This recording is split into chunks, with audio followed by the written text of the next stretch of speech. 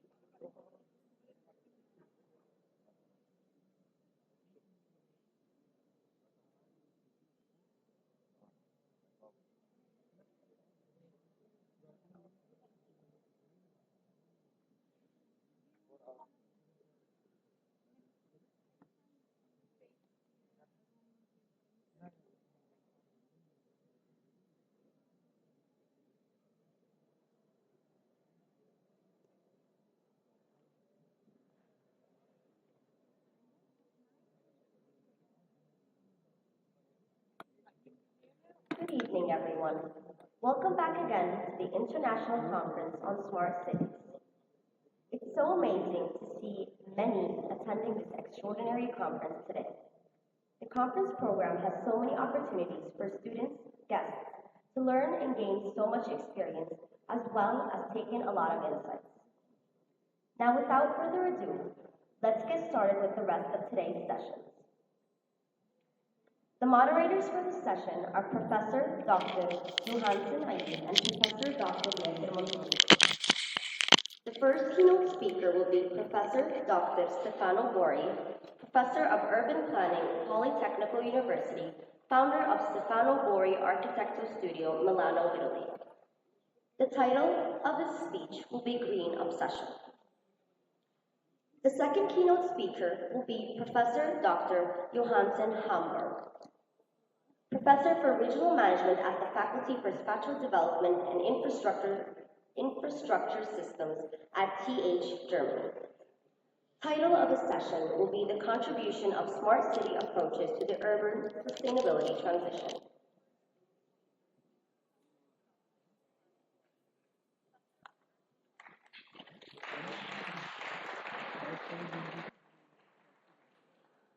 Good afternoon.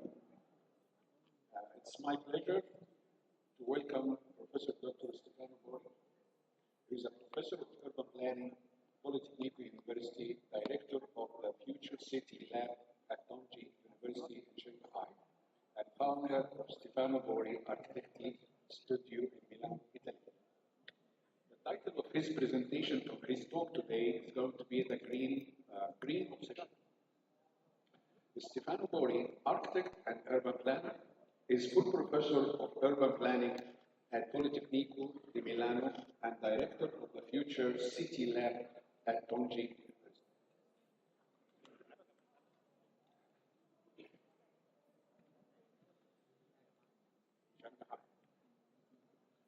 Professor Bori has been invited as a visiting professor to many international universities such as Harvard University Graduate School of Design, École Polytechnique Fédérale de Lausanne, the Berlage Institute in Rotterdam, and the Academy of Architecture in Montpellier.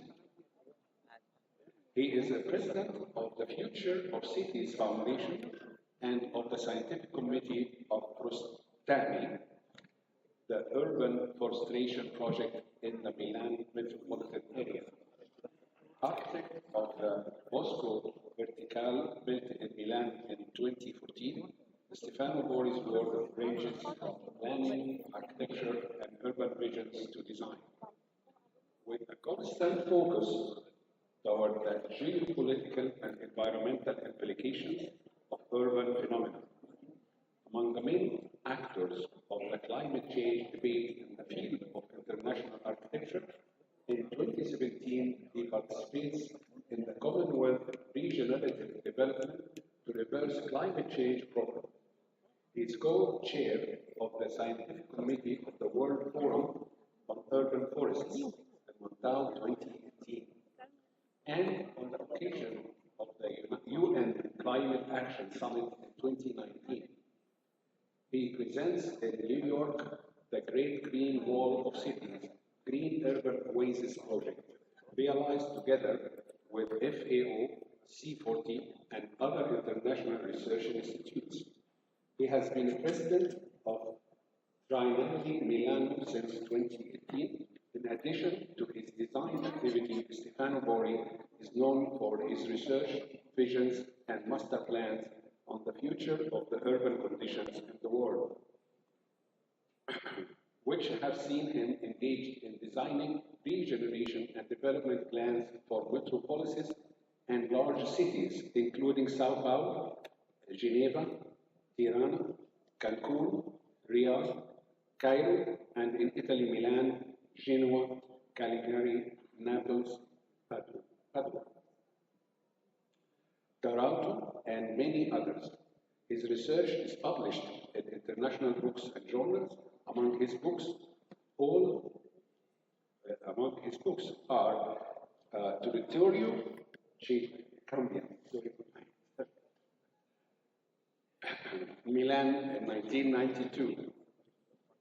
Yeah, Multiplicity used Uncertain States of Europe in Milan 2003, Bio Milano Glossary of Ideas for a Metropolis of Biodiversity, Milan 2011, A Vertical Forest, Milan 2015, and Urbania, Bari 2021, Green Obsession, Trees Towards Cities, Human Towards Forests in Barcelona 2021.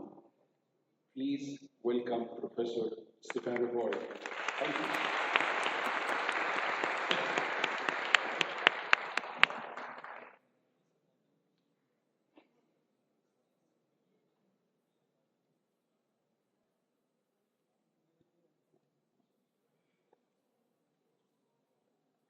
Thank you so much. Thank you so much. First of all, I really want to thank Professor Omar El Hosseini, who's the Dean of the Faculty of Engineering at Ain Shams University, and Dr. Ayman Ashoum, Minister of Higher Education and Scientific Research. Are you managing the sequence of the slide from there, or shall I have something here? You do. Okay. Thank you.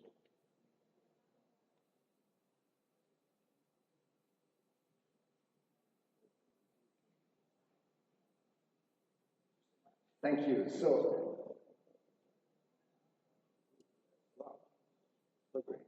So thank you for inviting me, for inviting us, and we would love to talk a little bit about what we are, where we come from, and let's say what we are now doing.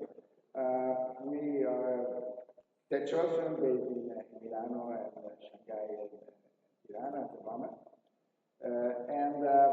What I believe is characterizing our work is a continuum oscillation between design and research. These two fields are really different. When you work as a researcher, you have to open your mind to include all what you can include from other disciplinary fields. When you work as a designer, you have to select, let's say, to close the future in direction of one unique material configuration. So that's why we are used to follow both this approach simultaneously. We act as a designer and we act as a researcher, and this is some of the result of our work. So it's quite complicated to talk about our inspiration or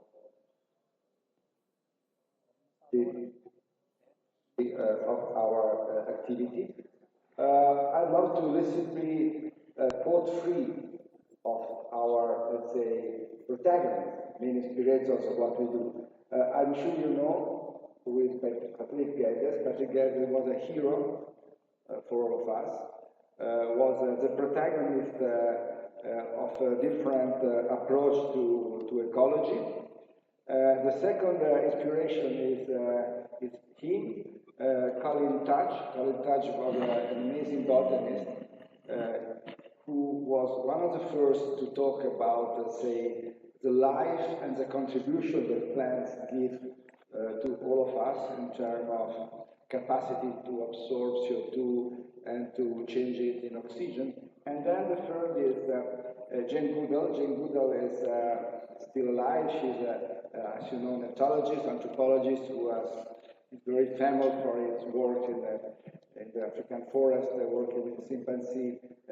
But also he was one of the first persons who started to talk about the cohabitation of different living species inside the forest, how the notion of nature could and should be probably totally redefined in terms of biodiversity, in terms of cohabitation. We do research, and basically we were starting with the concern of observing the relation between the urban sphere and, let's say, the natural sphere. So let's do this kind of play. Let's try to concentrate all what is urban, all what is city, small, middle-sized metropolitan megalopolitan area in one part of the emerged land of the planet.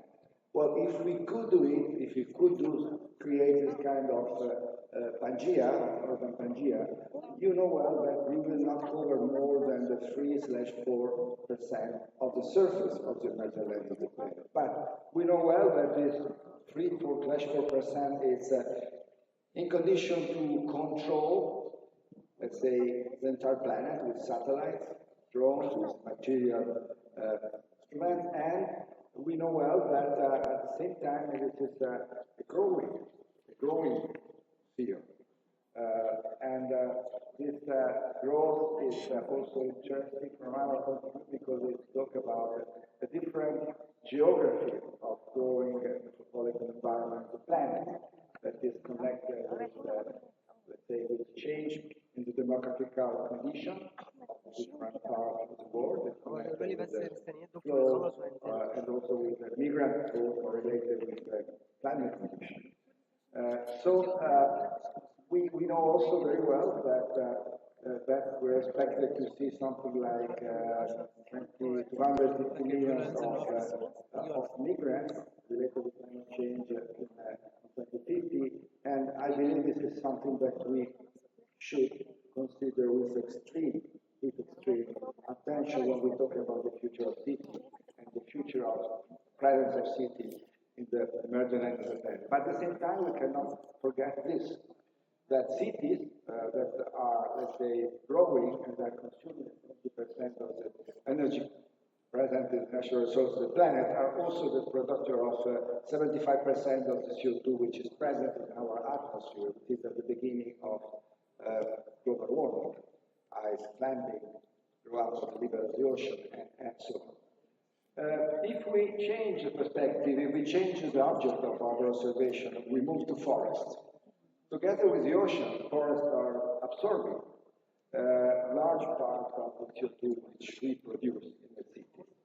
But if we could concentrate, as we have done with cities, in only one unique part of the emerging land of the planet, all what is woodland and forest, we would cover basically the 30%.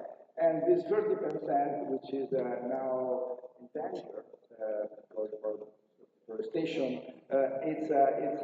it's an amazing resource for survival of our species planet, and it contributes so much in absorbing the CO2 that we have already produced. We know well that we have many ways to avoid to produce new CO2, but we have only plants and forests when we are imagining and we are studying how to absorb the CO2 that is already present in our atmosphere. So I believe that in a certain way, what we have to do as architects, as planners, as politicians, is really to see how it's possible to switch from the condition of city as the origin of climate change to the, let's say, conservation of city as the victims. Imagine, and that's the thing, the process of flooding that are affecting many of post-political environment to a different condition where city act as a protagonist of a very important thing to reverse or to tackle down climate change. And this is what I think we all have to do together. Well, you know, I'm sorry, saying that in this attempt to reverse or to reduce the advantage of climate change, we have our plants and trees, and we know well how they can seriously help us in different ways, in different fields, with different kind of contribution. And this is more or less what we have tried to put in our last book, which is basically a collection of thoughts, a collection of inspiration, and that has this idea of green obsession at the center. We started many years ago talking about this because we were, let's say, aware of the necessity to imagine a new relation between plants and buildings, or if you want to imagine a new relation between architecture and living nature, where green and living nature is not simply an ornamental presence, not simply decoration, but it's something which really has a basic component of our building, has a basic component of our city. And so this change in perspective is very important for us and something that we have started to do, as I was saying, many years ago.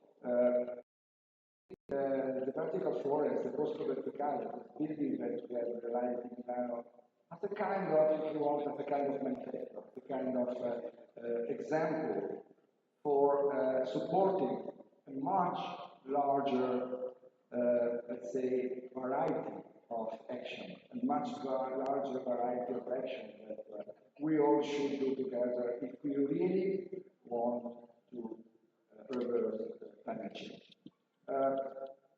I'm used to talk about this image because Richard Weller, who is fantastic leaks and was working on this idea of the world part, it is in this map showing how simply connecting with biodiversity corridors, the major biodiversity of top range of the planet, we could multiply the advantage of this planet. And we know well that, for instance, we have a very important existing example of this attempt to connect different permeable green environments. And this is the green wall that the countries of the African Union started to build in 2009, still in construction. It's such an important and complicated and not finished project, but it's, in my opinion, a very important example. And together with FAO,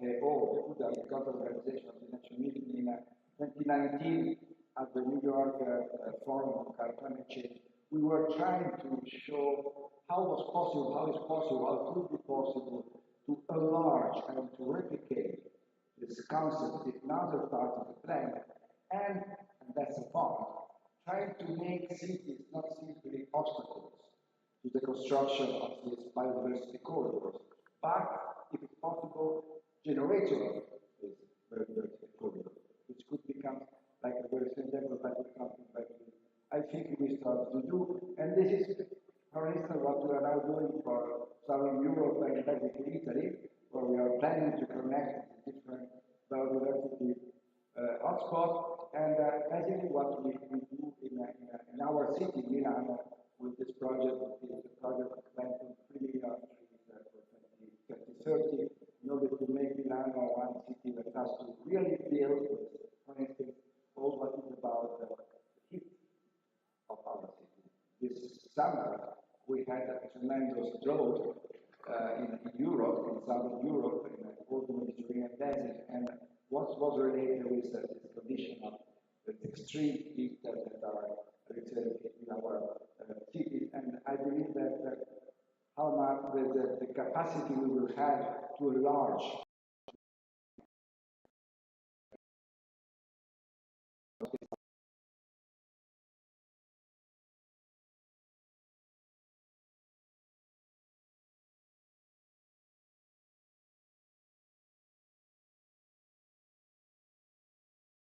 to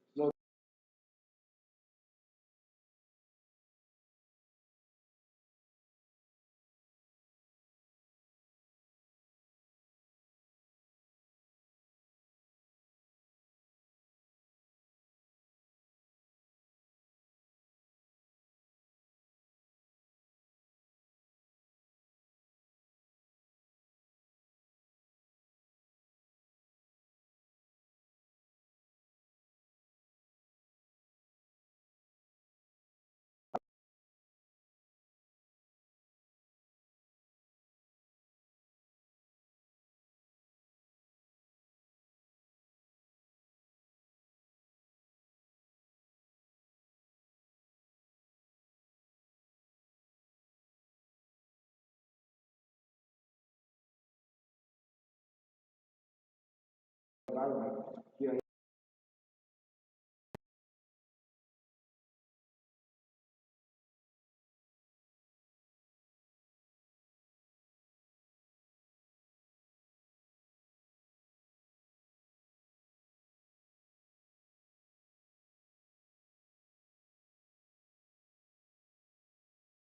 But what makes this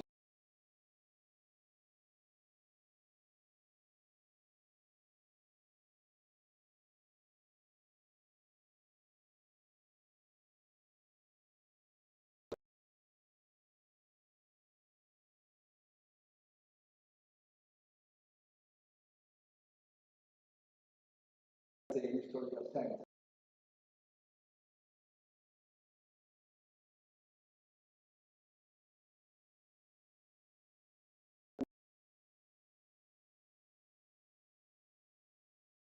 Mountain with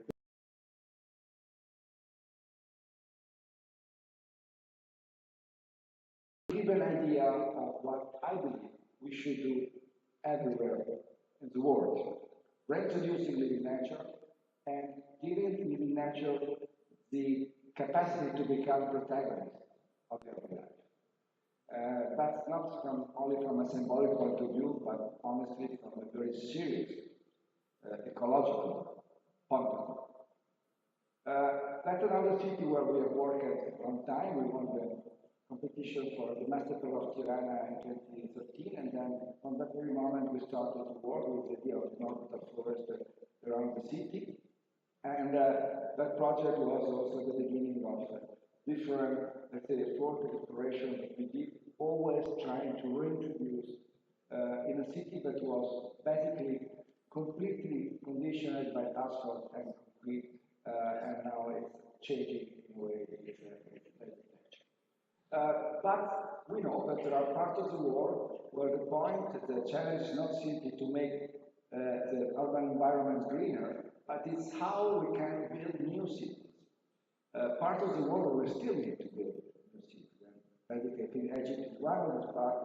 And for that reason, we have been starting from time to imagine how to be the future of new cities that are from the beginning conceived as green and sustainable environment. This is, for instance, what we have designed for an area nearby Cancun in Mexico, in southeast Mexico. That's a very interesting project because it's a collection of different research centers and universities, public university, and these 120,000 people will cohabit with more than 7 million plants, and this is a at the beginning with the buffer of, you see, solar panels and cultural fields that are also imagining the condition of self-sufficiency, not only from an energetical point of view, the reuse of water, which is desalinized, and it becomes also a possible, let's say, mobility system.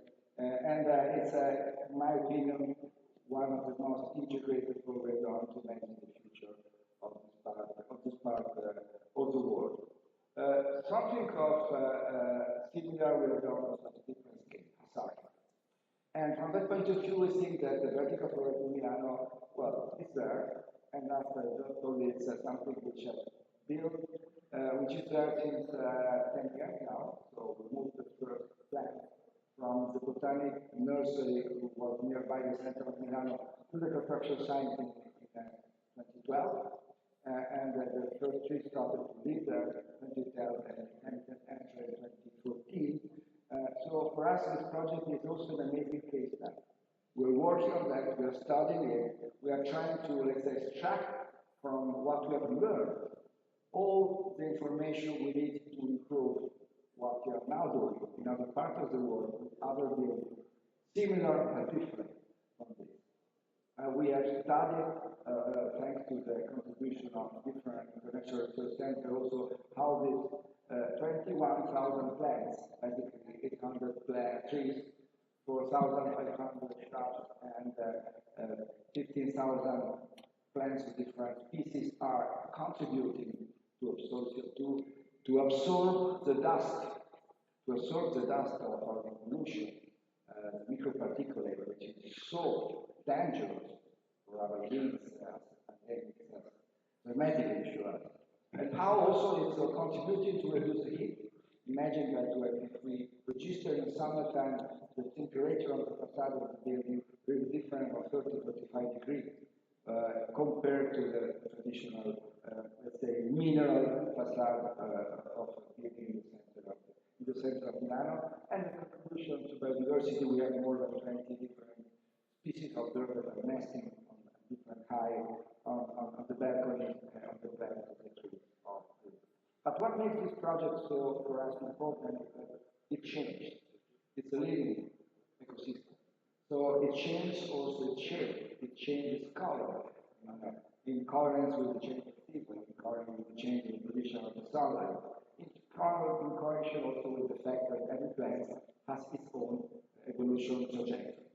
And well, we are extremely proud and honored to be as let's say, in the Lenin Sustainable City community goal of United Nations, and that was for us an honor, something what I think we believe could be important for us, and I'm very honored also to share this pitch today with someone like Jeffrey Sachs, who was really at the beginning of the capacity to go. About the practical forum, I don't think it is useful now to have many things. It's quite known also how much it was contributing to the value of the real estate market of this kind of building in Europe.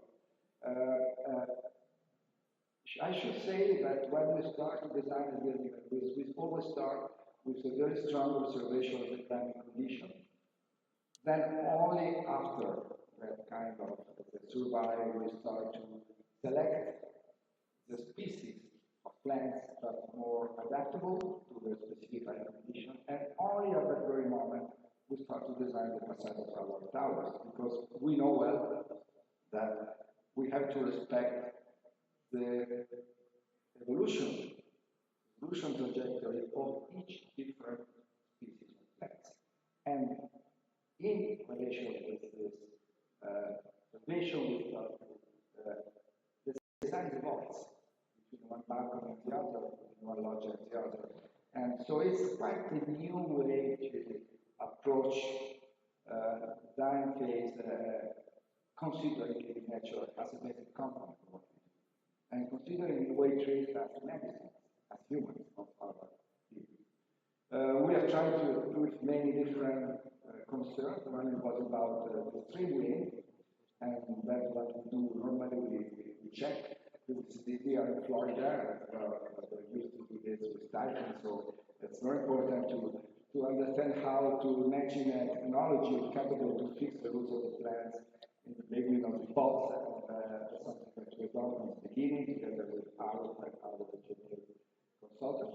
But another very important point about water and water management. I think this is one of the challenges of the future, not at the scale of the building, but at the scale of the local community or sake of the city.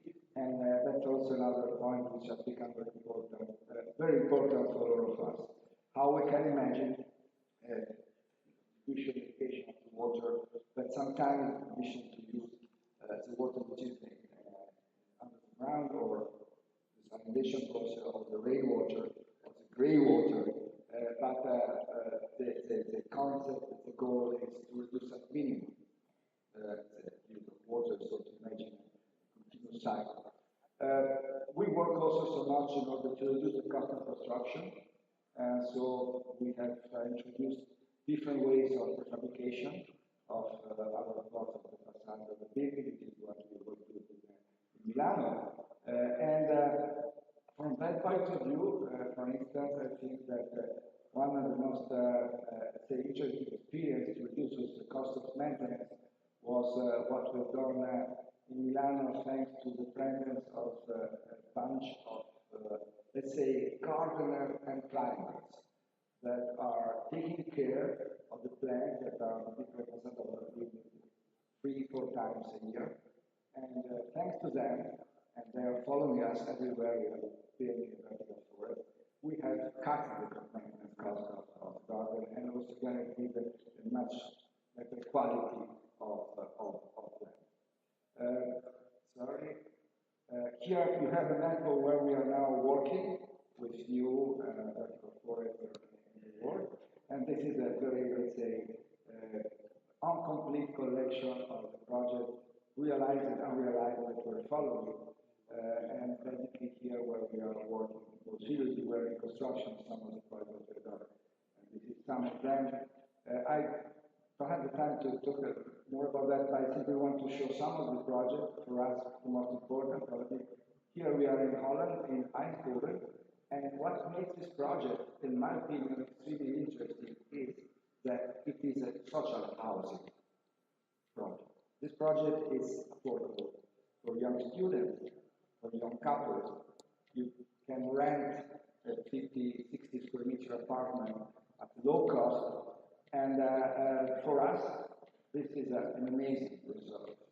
We worked so much in order to cut and reduce the construction cost and the maintenance cost of the vertical forest, and this is really for us a very important result. Also because this project is showing an amazing participation of the tenants.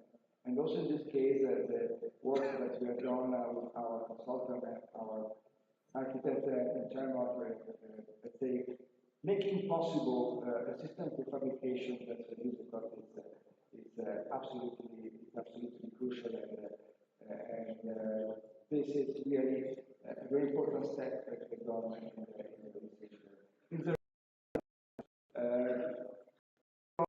Working across the world, as I told you, China always to do something new. This is again a very simple map of the 5 apartment has 2 or 3 balconies with 2 big trees and many shrub plants. And here you see complexity and more or less what we're doing in Europe. We are in Northern Europe, or cities where rich cities, what we do in terms of reduction of the construction cost of the maintenance cost. But the same we are doing in China. This is 2 buildings to vertical forest that built Hangguang, for instance, that are also in this case affordable, low cost for everybody, and we are obviously proud, and we are working in many other parts of China, like Nanjing, with construction similar to the one that I'm now showing you. That's another year of what we have done in China. So this is simply to tell you that what we do in terms of succession is true because we try every time to improve, to have something of new in what we do. This is a building construction in Utrecht, which is, in my opinion, extremely important. Utrecht is in Holland, and it's extremely important because it's a mixed-use vertical forest. With the basement, which is commercial, then you have office, and you have different kinds of residential apartments. And also in this case, we have, let's say, a multitude of plants that are, let's say, characterized in different parts. This is Switzerland, this is Lausanne, and it's a building that we started designing years ago, but that was construction. What makes this building interesting is that we are using loggia instead of balconies. And also we are studying very well the fabrication of the system of loggia, how we are able to host the roots of the trees on the lateral part of the loggia and so on. And again, this is a building that we are designing together with another building designed by our, let's say, New York colleagues. And in this case, you see on the left this tower, called Botanica. In our opinion, it's quite interesting because the structure is in wood. So we are using timber and wood in order to, let's say, to reduce the production of CO2 in the construction process, and also to absorb carbon, as normally those also in this slide. This is another project in Sao Paulo, Brazil. In this case, I think what is quite interesting is the fact that the basement changed from the side of the building. And again, this is other building that we have done where the presence of plants is not characterized the facade but the roofs. This is in Antwerp, Belgium, where the roofs are a common place for all the inhabitants. This is just some first picture, and again, this is something done in Italy where we have either the facade, either the plant that are on the roofs, which is nearby Treviso. And that's probably one of the most challenging projects we are now constructing. We are back in Milano, And this is not a high-rise building, it's more a culture building, but the facades are completely up with plants, and at the center you have a very simple, say, public come-to-take.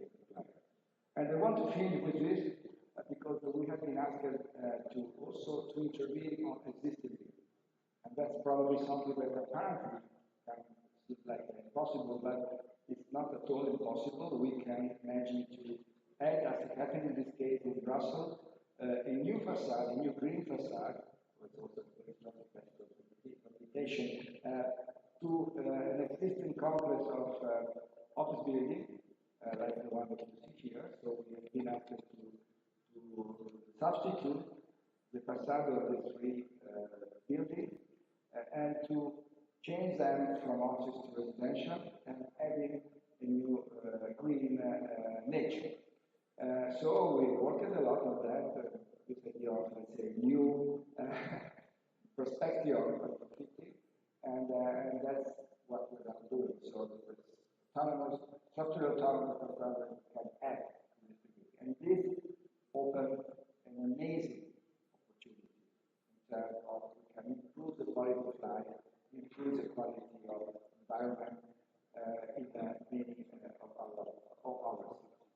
I want simply to conclude with some issues concerned with our plans. And this is not simply because we are here in Cairo or Denver, but because the point, this issue is and will become crucial for all of us, not only in Northern Africa or in South Europe, but honestly, I believe will happen everywhere. So that's in Milano. We have that's the registration of the surface, preparatory surface of Milano this summer, and you see here how the vertical forest was in condition to see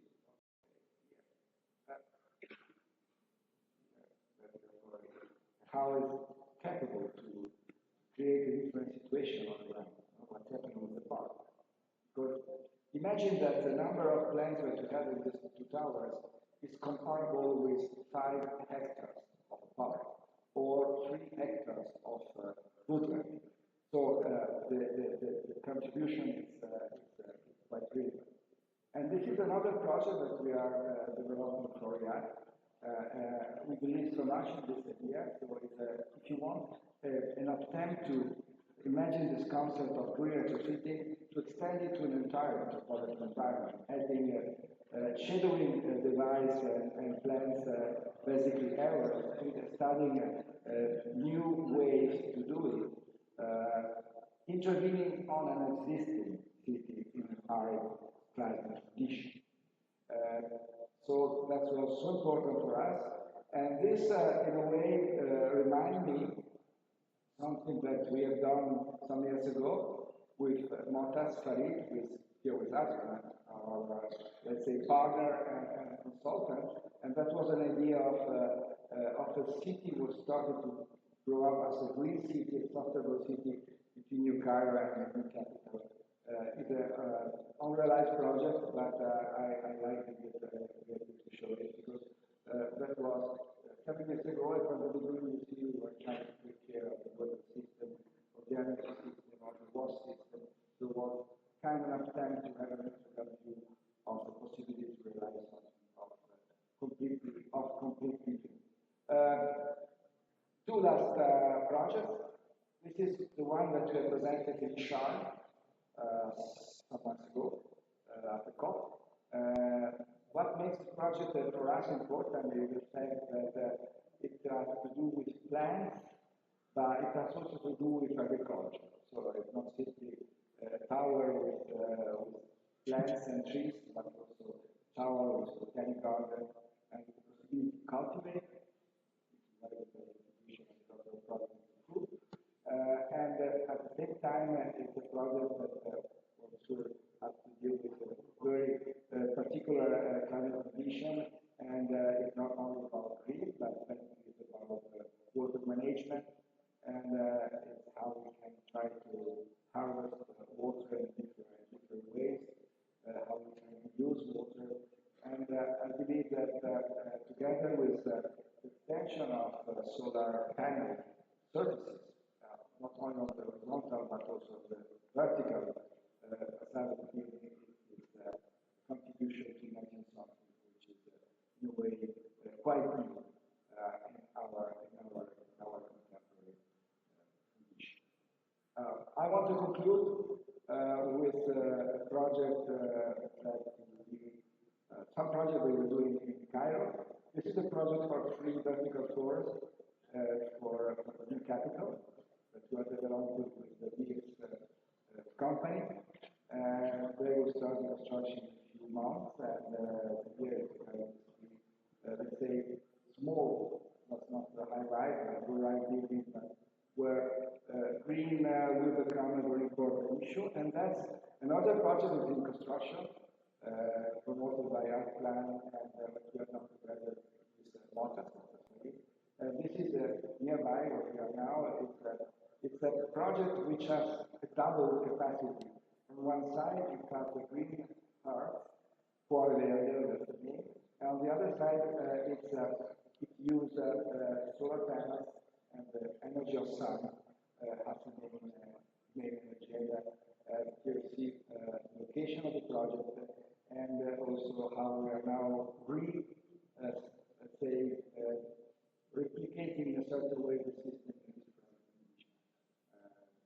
The office building, and we believe that this combination of solar panels and the facade and the capacity to absorb renewable energy of the sun together with the renewable plants is what makes the building, we believe, interesting and possible model also for other projects and not only in energy. I thank you so much for your attention.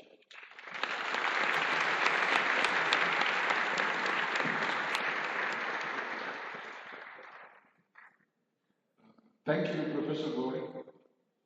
It's quite impressive and quite talented. You took us a lot. Please sit down. We can take some questions.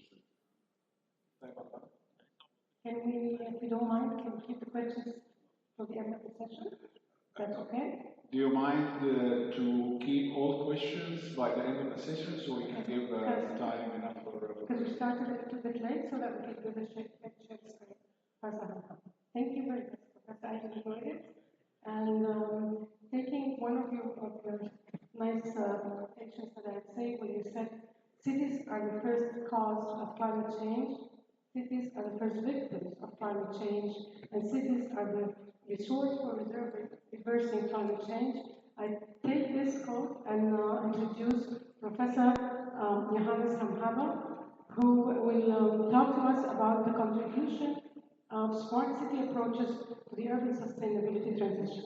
Professor Hamhaba is a professor of regional management at the Faculty of Spatial Development and Infrastructure System at TH Kulm in Germany. He has been working there since 2008. As a human geographer, he specializes in urban sustainability and natural resources sociology and governance. He has extensive international experience in teaching and co-created an interdisciplinary global master's program on resource-efficient cities in a consortium of universities from Egypt, Indonesia, Mexico, and Kenya. Having been awarded multiple grants in international cooperation, his research focuses on cities as complex systems, the related natural resources sectors, and in transformation research that governs towards urban sustainable transition. Johannes Hamhaba studied geography, law, and natural resource management at the Universitat des Saarlandes in Germany. I hope I got that right. And Simon Fraser University in Canada, and acquired his PhD from the University of Cologne, Germany, with a dissertation on multi-level conflict analysis in energy systems. The floor.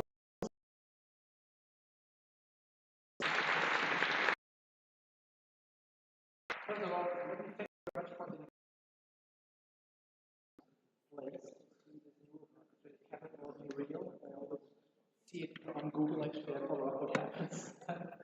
And also to be with Alexandra for so long years. I think I've been working with Alexandra for 15 years, and it's really great to be part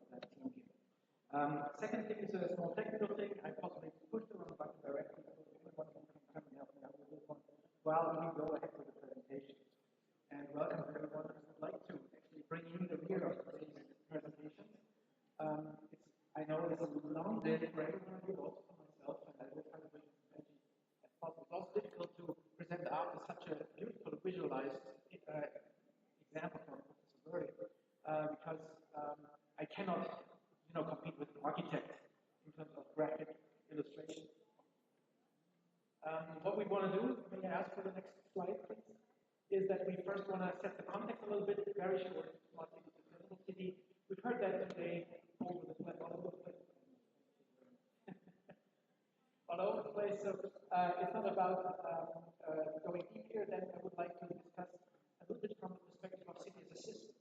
Because what we often do is we understand the city very differently, whether we are engineers, architects, urban planners, social scientists.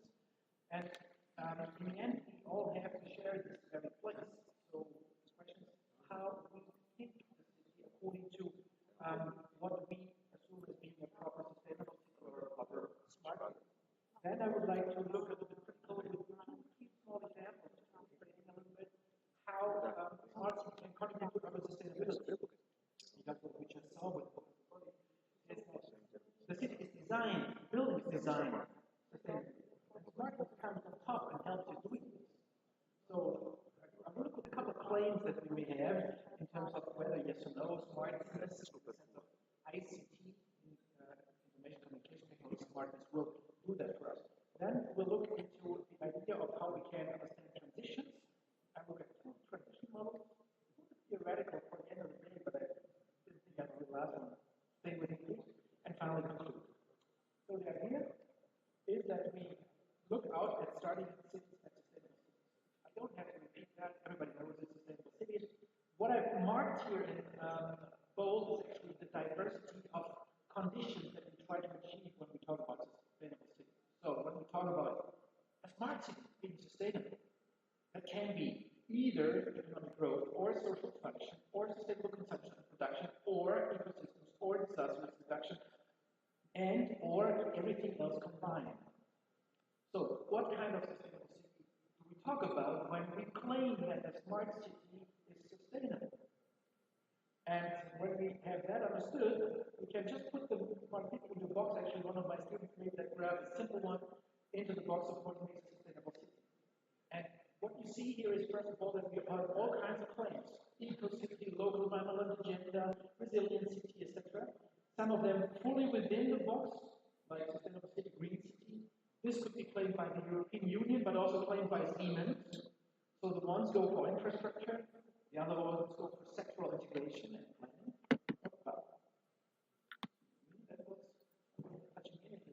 And then you have the smart city here in the corner, where you see that it's basically inside and partly outside of the sustainable city.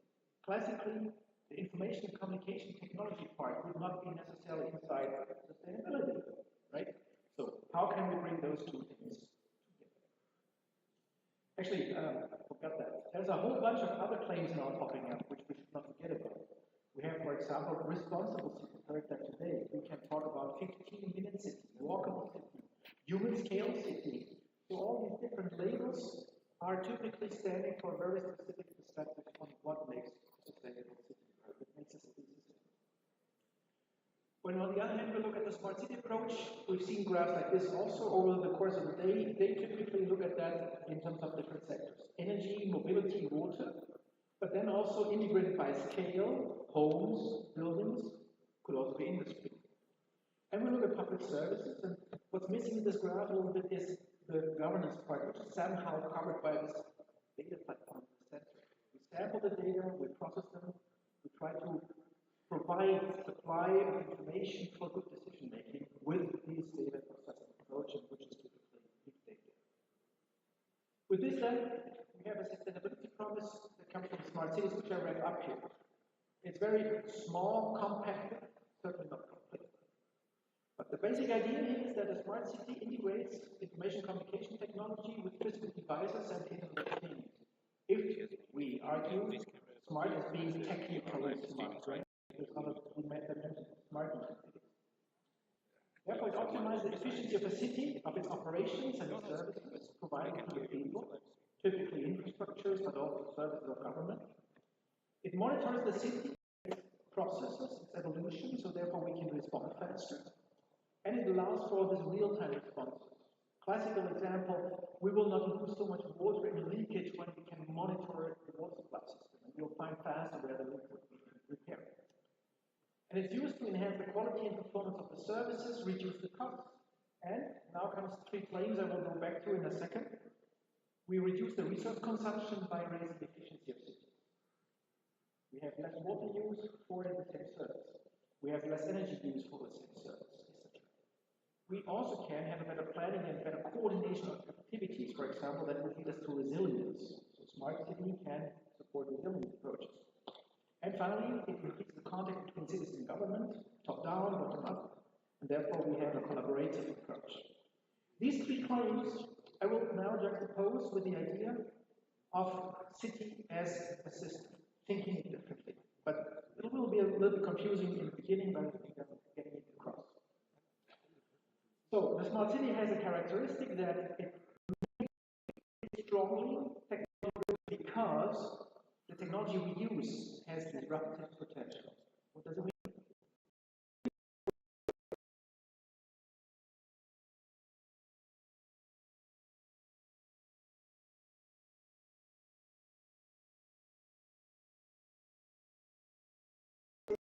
IT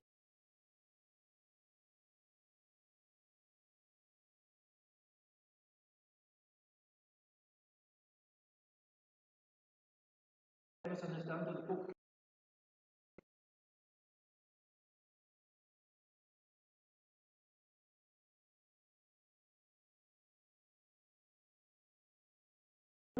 Because the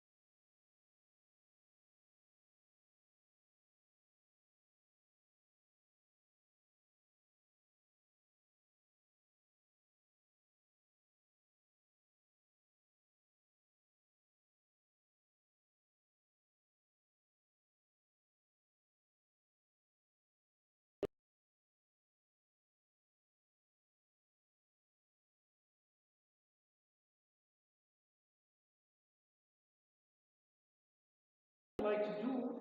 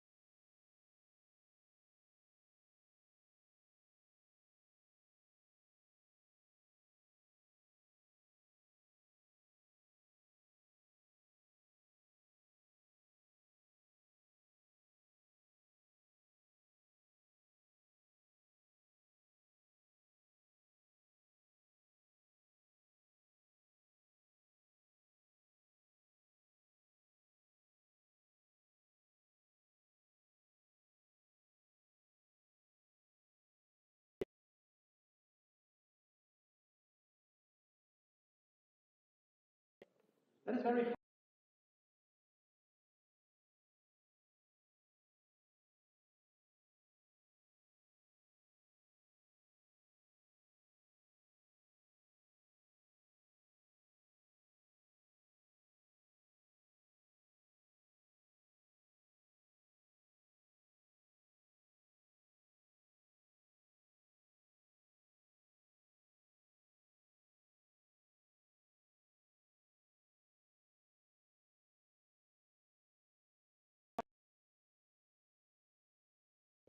the waste management.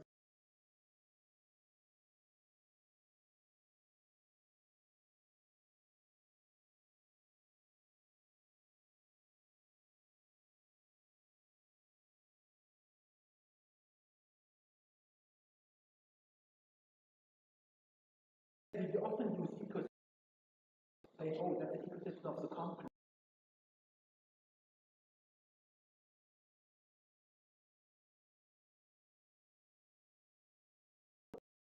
Water, energy,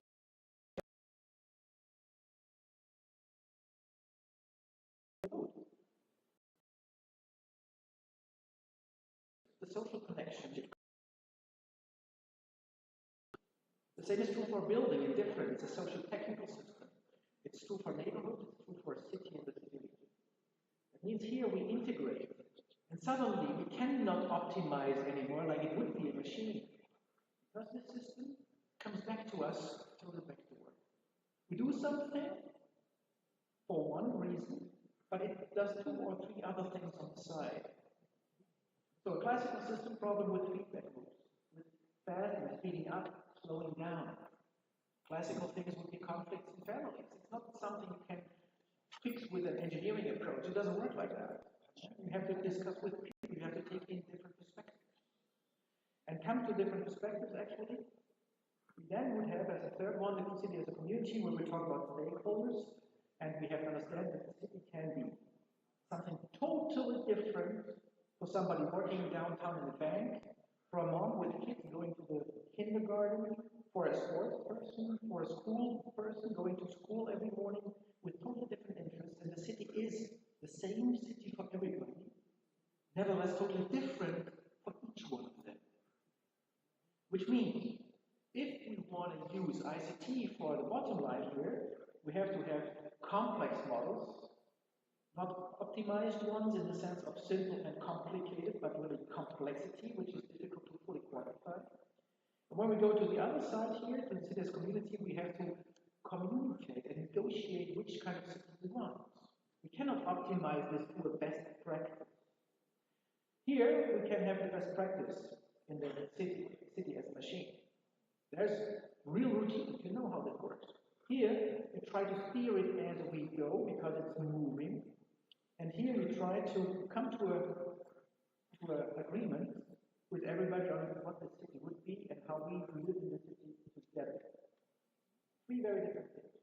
And for each of them, you can use smart approaches. Here for optimization, here for modeling, and here for the idea of working together. A little bit more along what I think you were saying, right? Not exactly on it. So the promise then says, we said we want to have efficiency, resilience, collaboration, and if you come back to this, you will see that this approach here is put in as efficiency, as a promise in the city as a machine. We improve it to be more efficient. It's in the scales, for example, with resilience and proper behavior of the system, not just efficiency, responses. And here with community, you have the communication with the stakeholders. If you look at a couple of these examples, and I took iconic ones, I don't want to explain them. We have seen enough examples today. Master City, you know it, first zero carbon city, world's most sustainable city, one example. Another example would be the Toyota Woven City by the Archingels Group, where you see the base layout here with the different mobility structures. Blue would be the cars, pink would be small motorized or non-motorized traffic, and that yellow would be walking places within the center, a couple of good spots. Designed like this. This is built for Toyota in an old harbor area, I think it's 55 hectares, correct me if somebody knows it better.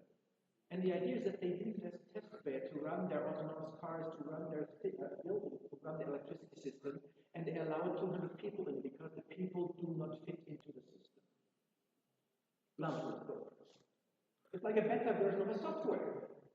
And it's dangerous if you don't know what to do, because these things run by themselves. So in the end, the question is, how do we integrate something that you try to become as technical as possible with the behavior of people, which is sometimes not clearly defined, sometimes very random.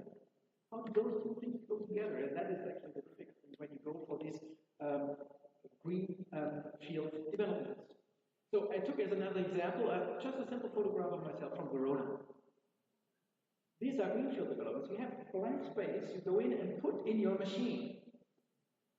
At best. Here, you don't have blank space. You have history, you have people, you have routines, you have daily life, you have infrastructure that has grown over 150 years. And to turn this into something smart is much more complicated because it cannot design it to match each other properly. So the task is a totally different one. And we already heard today also that the historical cores of Europe, like with Copenhagen, with Paris, also when we talked about Vienna as being most livable cities, we even use the term Copenhagenize now to copy Copenhagen's pathway towards more sustainability. That these cities have found a way to incrementally change, and while they change, the city goes with them. It's a totally different thing than putting a new administrative capital into the desert where pretty much nothing has there been before. So the challenge for smartness is fundamentally different between a new greenfield development compared to something that we have to evolve further. And while on the left we can think like a machine, we can engineer this. Once it runs, it becomes more complex, but we can engineer this. On the right, we have to manage the system's behavior over time. So this, sorry to say, this one is not necessarily simple, but it's rather complicated. You can engineer it like a machine until it's built. Well, this one is certainly complex and has to be negotiated much more. This has to be top down by governments and companies, rolled out for later users. And this is a living organism with people inside. And when you change it, you have to accommodate those people. Fundamentally different approach. So, how can it contribute then? And look at the first claims. I would like to look at this simple claims, very simple. We look at an efficiency claim, and we look at a justice claim. This one is a static claim saying, can we help the city become more efficient? I'll take a couple of resource debates. And this is a claim of, can we make the city more just while we build it and after it's finished? For those, I'll use the classical approach of hard system thinking towards complex system thinking. And for this one, I will use the approach of looking at transition fields. So a little bit more field. Sorry for that. So, the resource change. Cities, as we have seen, have a claim that we have smoother traffic, better infrastructure management, algorithm-based optimization of processes. Therefore, we claim that we can save resources, which is certainly true. I'm not challenging this claim. But what I'm challenging is that this claim is typically set up inside a defined system, fixed boundaries. And we look at the efficiency of the system itself. Step one. If that is like that, we have the situation that much of the energy demand that we save inside the city would be potentially compensated by the energy demand outside of the city by the ICT system. We run a city by a, let's say, computer system. We have server parks. We have, for example, trade exchange, for example, also blockchain. The latest number I heard is that the blockchain technology uses as much energy as the whole state of Austria. Okay? That means when we use blockchain, in order to save energy in the city, we spend the energy elsewhere. And it may be a trade-off. And we have to calculate how big this trade-off is. This means, with this approach, that, for example, when we go for so-called Bitcoin proof of work, you can see the gigawatts needed for power consumption just for this currency going up through the roof. Actually, that's only 21 till 23. It doesn't work like 21 March.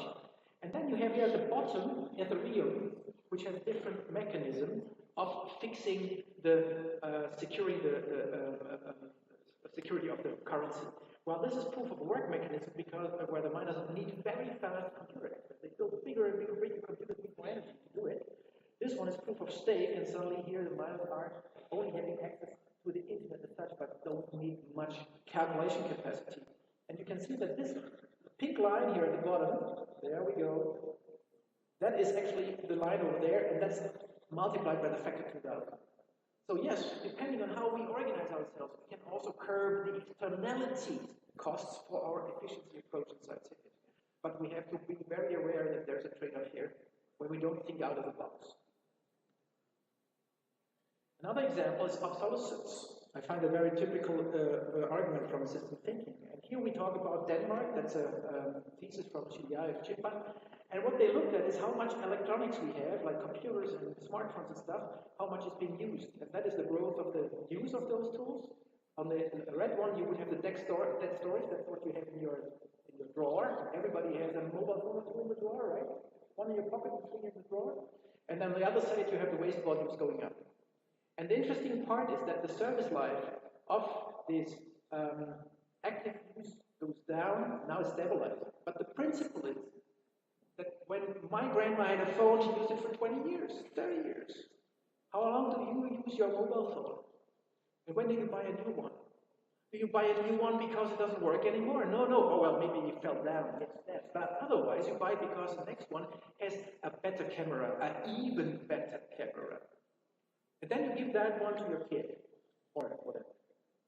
So that means we turn around our smartphones every 2 or 3 years, not every 15 years anymore. Imagine the same thing for a fridge that is smart. You put the screen into the fridge, and the fridge tells you what you have to buy, butter or whatever you need. You know? Once the screen is broken, you will replace that fridge, because it's not connecting to the internet anymore.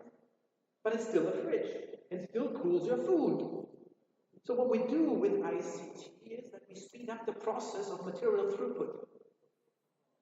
1 year for computers is basically 4 years in real life. That's what they say. So if the innovation speed by which we turn new stuff through that system is so high, and we connect that digital system to everything, the Internet of Things, then the chances are that we're also speeding up the metabolism of all these things too. Not because they're broken as such, but because their IT part is broken or has become obsolete. And then this kills our efficiency claim. Last one, traffic. We smoothen traffic flows, and we know that when we connect cars with the red light. So the red light is there, you drive your car, the red light goes to green, so you can smoothly drive, not too fast, and they will communicate with each other. This makes a lot of sense, because you reduce emissions. What happens is, however, from everything we know from mobility planning, right? Is that when you reduce traffic and the road is free, more traffic will be used. You pull more cars onto the road. So you have what we call a rebound effect. And this rebound effect may undercut your whole efficiency approach directly, because we have a complex system response to a simple or a complicated system intervention. So in the end, we can add them up as obsolescence, rebound effects, and smart city largely. So that means the smart city as we know it from ICT would largely be understood as hard system approach, even if we use it for communication with people. I will then look at the smart cities from a sustainable transition move, just with the remaining 3-4 minutes. I will not go very deep here. We can see this this transition of cities as a deep transition, like energy transition or waste transition, consumption transition. And urban transition would be the same. And driven by IT, it would become what we call a socio-technical transition. This socio-technical transition typically works along the line that we have an regime approach, that's how it's called. And this goes in a very simple way. You have a landscape with climate change. We heard that, putting pressure on the cities to adopt or to be mitigating. We have also information communication technology in the landscape that puts pressure on the cities to adopt that technology. And we have to combine that in order to shift the city as it would be defined like this, with policies, markets, technology, infrastructure, etc., to something in the future that looks totally different. It's still the same city, but it moves along as we go. This is not a city from scratch. This is rebuilding a city at core. And this means we have potentially technological niches that may influence this and cut through it, but typically we have landscape pressure, and then we have to negotiate how we change the city towards this new form. So, when we see this paradigm shift on the landscape level, we need a demand for efficiency and climate mitigation. When we have a regime shift from analogous to digital, we have to rebuild our society, our communities. It's not proven that it works digitally yet. And there's a deep demand for empowering participation, as we have heard now also, because we will change the environment of people they live in. The cities, they are affected, so we need much more participation for that, and not top-down or government approaches that are typically coming down, or company approaches that are typically coming down. So, are we problem-oriented or technology-driven? And we could then ask ourselves, can we fix this complexity when we go for smart cities? Or do we plan a smart city as a machine and then let it run? Or do we understand the city is more like the habit of the people that we have to continuously manage with the support of ICT? Different mindset here. In the end, we may ask ourselves how we can manage this long shift. And I just want to give you, from the justice perspective, 2 slides and we'll finish. We can have, in justice, a recognition of justice. That means people who are affected are recognized with their needs and their interests. There could be deep democracy, local blockchain, energy communities, e-governance participation. Or we can have a company-led redefinition of governance, where they say, we define, this works like this, and this is a business model for us, we own the data, and we make money with those data. That's 2 different models for the same thing. And it's not good or bad ICT, it's what we make of it. It's our choice how we organize this. The alternative next step is the procedural justice. Have we a participatory approach while we change it? Are people heard? Do they have voice? So deep interaction participation, also supported by ICT if you want, versus algorithm-based automatic decision with built-in biases. In the United States, they made a security software for the police. And they found out that the security software is structurally racist because they mirrored the practice that was out there, and in the end they realized that this would also be structurally wrong. So they had to look back at the practice they had, but the KI just learned from it, right? And made it even worse. And we have distributed justice. Who gets it? Who gets the services? Who gets the products? And here we have the question, who can afford this? I love the example of the social housing in Rotterdam. So the new administration of capital is possibly not built for many people that could not afford the house already in Rehab City. It's possibly more expensive. So if this becomes the icon of smart city, is that too exclusive? How do you distribute the cost and benefits of this? Where is what we call the digital divide? Have all people similar access to that? So that's a challenge we have to tackle. And not just say, okay, we'll make these iconic things, which are super and totally fascinating, but we should not forget about the justice of distribution of so we may have also a deeply uneven and deeply distribution of wealth. So in the end, in this approach between empowerment and simple participation on the left, and between expansive effect on everybody and a very focused effect in the left, I would deem that smart city transition is in the bottom right box. It affects everybody, but if it's done wrongly, it doesn't have enough participation and it doesn't create enough fairness for us. So I think it's also for everybody here in the room to make sure that this doesn't go the wrong way and becomes a very exclusive privilege. Summary. Smart cities concept is typically a social technical transition approach, often technology driven, specifically in the greenfield developments.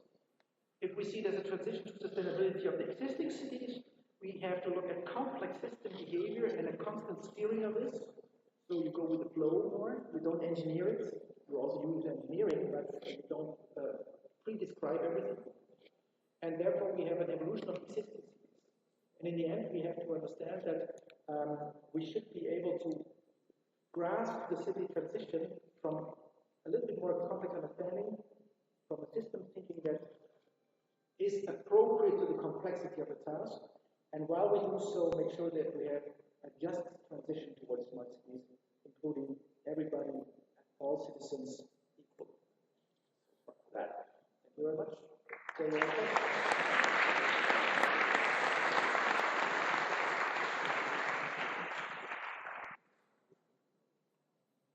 Thank you. Thank you, Professor Hamhammer, for this interesting presentation.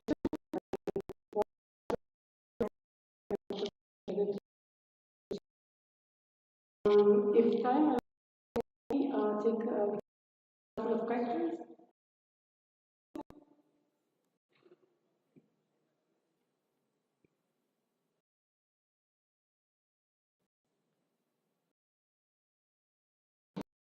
wanted. Yeah, there is one. There are two there. Few mic, can we have a mic in the? Thank you.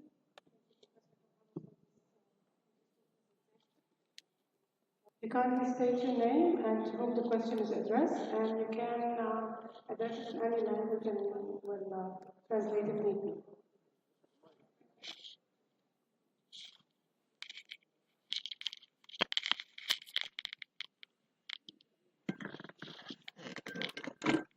Dr. Yahya Kamal, Professor of Irrigation and Drainage Engineering and the Head of the Irrigation and Hydraulic Department, Faculty of Engineering in Shamsia University.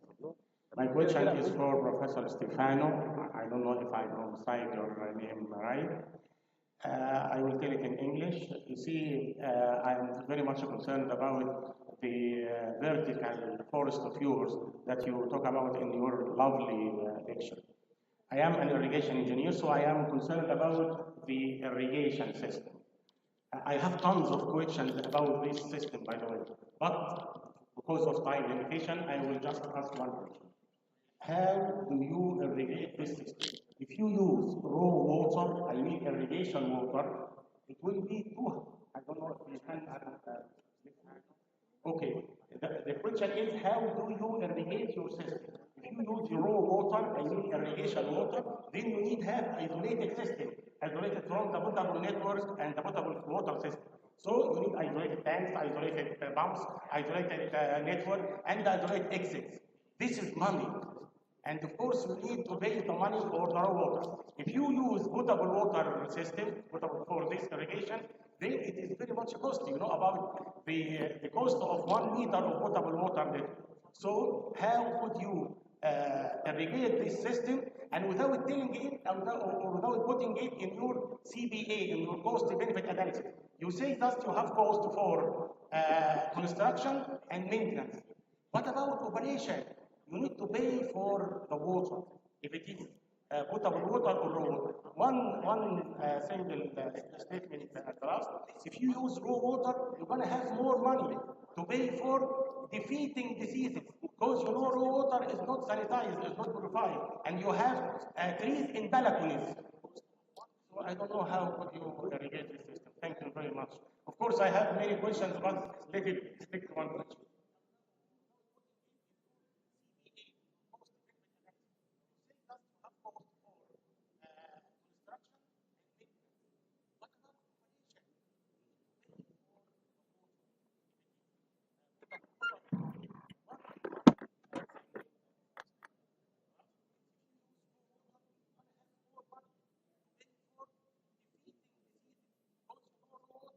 Okay, so honestly, we didn't hear very well your question here because the sound is very confused, but I understand that you were asking about the water management.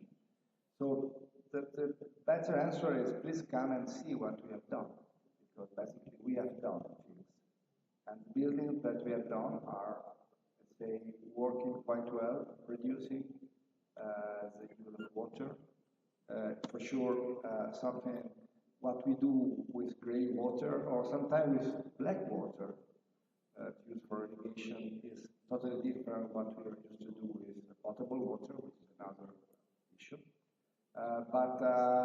Well, we work since a long time with a bunch of experts in that field, and we have many possible solutions, and also these solutions are really related with the different climate conditions and different possibility you have to gather water from vaporization during the night time, water that comes from desalinization, water from the ground. So I believe you should study better also the different spectrum of possibility that we have about water management. Otherwise, your questions are very, let's say, superficial. I'm sure that the concept, the very creative concept of the vertical forest is very daring and innovative, and it has many challenges, including, of course, the water, the maintenance, and the operation. But what Professor Stefan already showed us here, it's done, it's doable, you know, it's done. I mean, it's implemented. So it's not like yet an experimentation, you know what I mean? The question, of course, your question perhaps is talking about the cost, right? And this is another question, of course, about the cost, and if we can apply that in Cairo. I wish I could see Cairo like this, you know, instead of having concrete forests, instead of concrete forests. And I Any think other question? it's more important in arid communities, like you just mentioned before. So it's important. It's not, it's nobody, it's not a interest particularly. Yes, the concern would be about the costs and the water.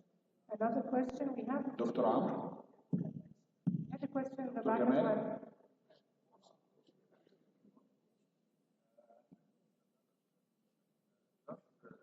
Question to Dr. Stefano. Do you have to design a building on which you install the vertical forest, or you can install it on any building, on any existing building? This is one question. The other one, do you have to build a fighting system, because I think that you have a very high risk of catching fire. Thank you.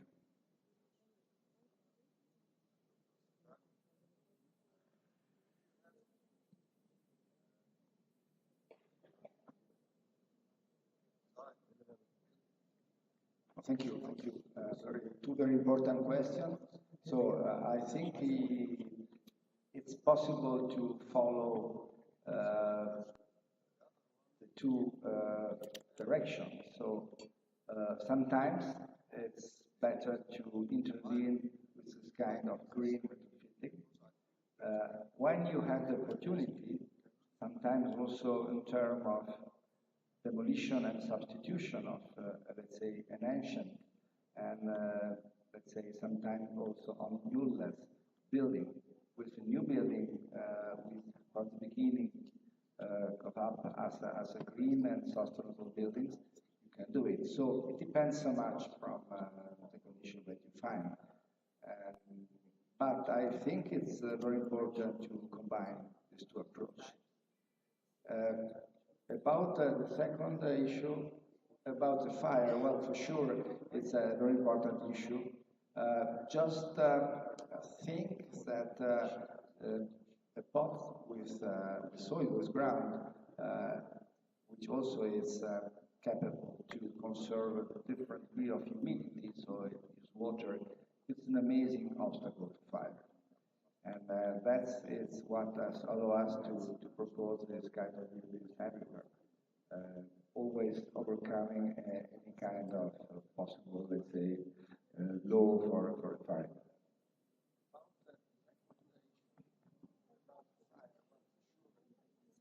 Just to add on to the first question about the maintenance and operation, right? What do you think? Do you think that you need to train professionals or workers to maintain and take care of these forests? You know, after building it, how to maintain it in good shape? Yeah. So we have now experience in Milano in 10 years. It's nothing. It's not nothing. Eindhoven is 2, 3, and then we have also Antwerp. So we have now different case studies, also one in China. And basically, for sure, we are trying to improve the maintenance. What I had forgotten to add is that what we have done, what we do, is always to propose a centralized maintenance of all what is green. This helps us to reduce the cost of maintenance. At the same time, it's a way to, let's say, to straighten the feeling and the sense of respect toward the plants. Because we really consider plants as a kind of common good for all the plants. And this is extremely helpful. But for sure, we have to, let's say, try to improve quality of maintenance, and that's, let's say, say, image we showed of flying gardeners that are taking care of plants as climbers. At the moment, the best way, the best solution when found in order to guarantee the maintenance of the plants. Then there are an issue about the cost of maintenance. I just give you information. In Milano was the first, and it's quite, let's say, appealing for, let's say, quite rich people at the moment. So the value of the building has doubled from the beginning. And basically, the cost of maintenance related to plants and water is more or less about €4 per liter, €4 a year. So it's not so much now, but it's reasonable. It's something, but we are also working so much in order to reduce it. Thank you. We have a question from.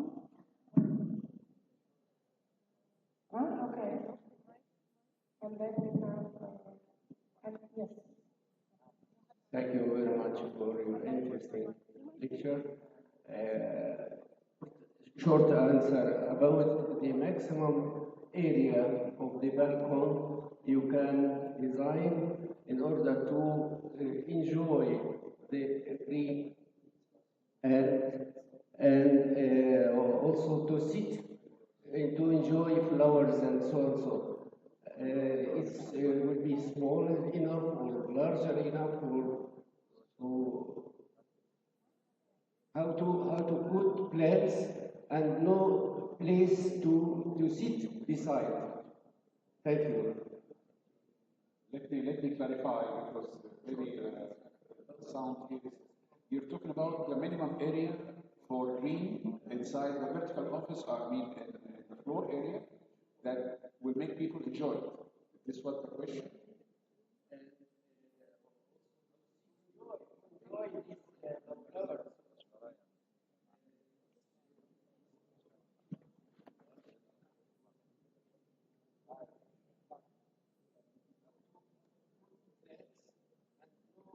Well, I don't believe there is a real equation. It depends so much also from the expectation. It depends so much also from the cultural tradition that you can find in different environments. And just to give you an example, the expectation that you can find in Italy are different from the one you can find in tropical environments like Brazil, or different from the one that you can find in Sweden or Northern Europe or Northern China, like Beijing, and they are different from what you can find in Riyadh. But anyway, so we just to give you, I go back also to the vertical forest as like kind of average. So in that building, for every habitat we have 8 trees, and then something like 30 shrubs and 25, 30 plants, different species. And this is now extremely welcome, this is extremely appreciated by the term of well-being. And the presence of trees is something which is also transmit a sense of comfort. That's also extremely interesting. When we were designing these towers, like we have done in Dubai, with a power right to 200 meters tall and so on, we were extremely concerned about the neighbors, because if you do a balcony at 200 or 150 meters, basically you can, for sure, reduce the security of people that are present. Well, the presence of trees is cutting, reducing massively this kind of, let's say, concern or this kind of difficulty or bad feeling. It transmits a sense of let's say, comfort and security, and that's another advantage of having plants on the facade of the building. Yes, can we have this question? Can you stand up? Oh.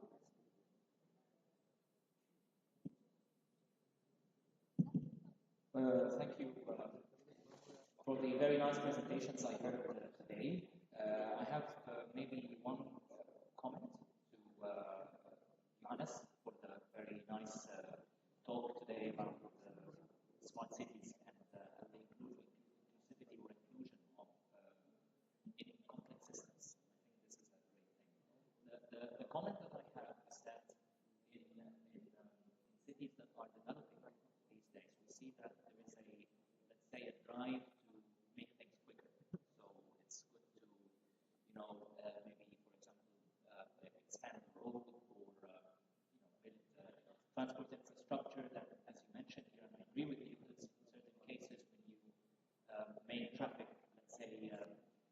easier, you tend to actually increase the presence on the road.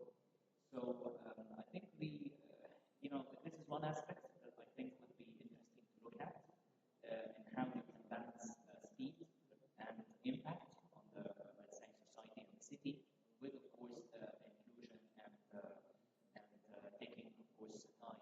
Because, of course, if you want to include people in such, let's say, conversation in this complex system, you will probably need time. And this could be a commodity that we don't have.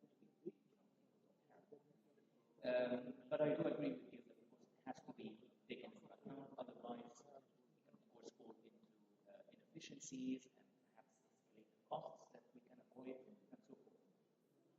Now, the question that I have, this was a comment, the question that I have is that, could you maybe give us an example of a, let's say, a transformation of, let's say, an established city into what you call smart?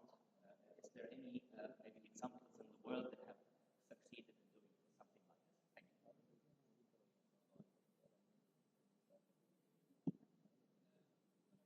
Thank you for the question, because I was going to end also with that question, asking you what differently do you think that Cairo, and you know Cairo, you walk the streets of Cairo, would you think that Cairo could ever be a smart city? So go ahead.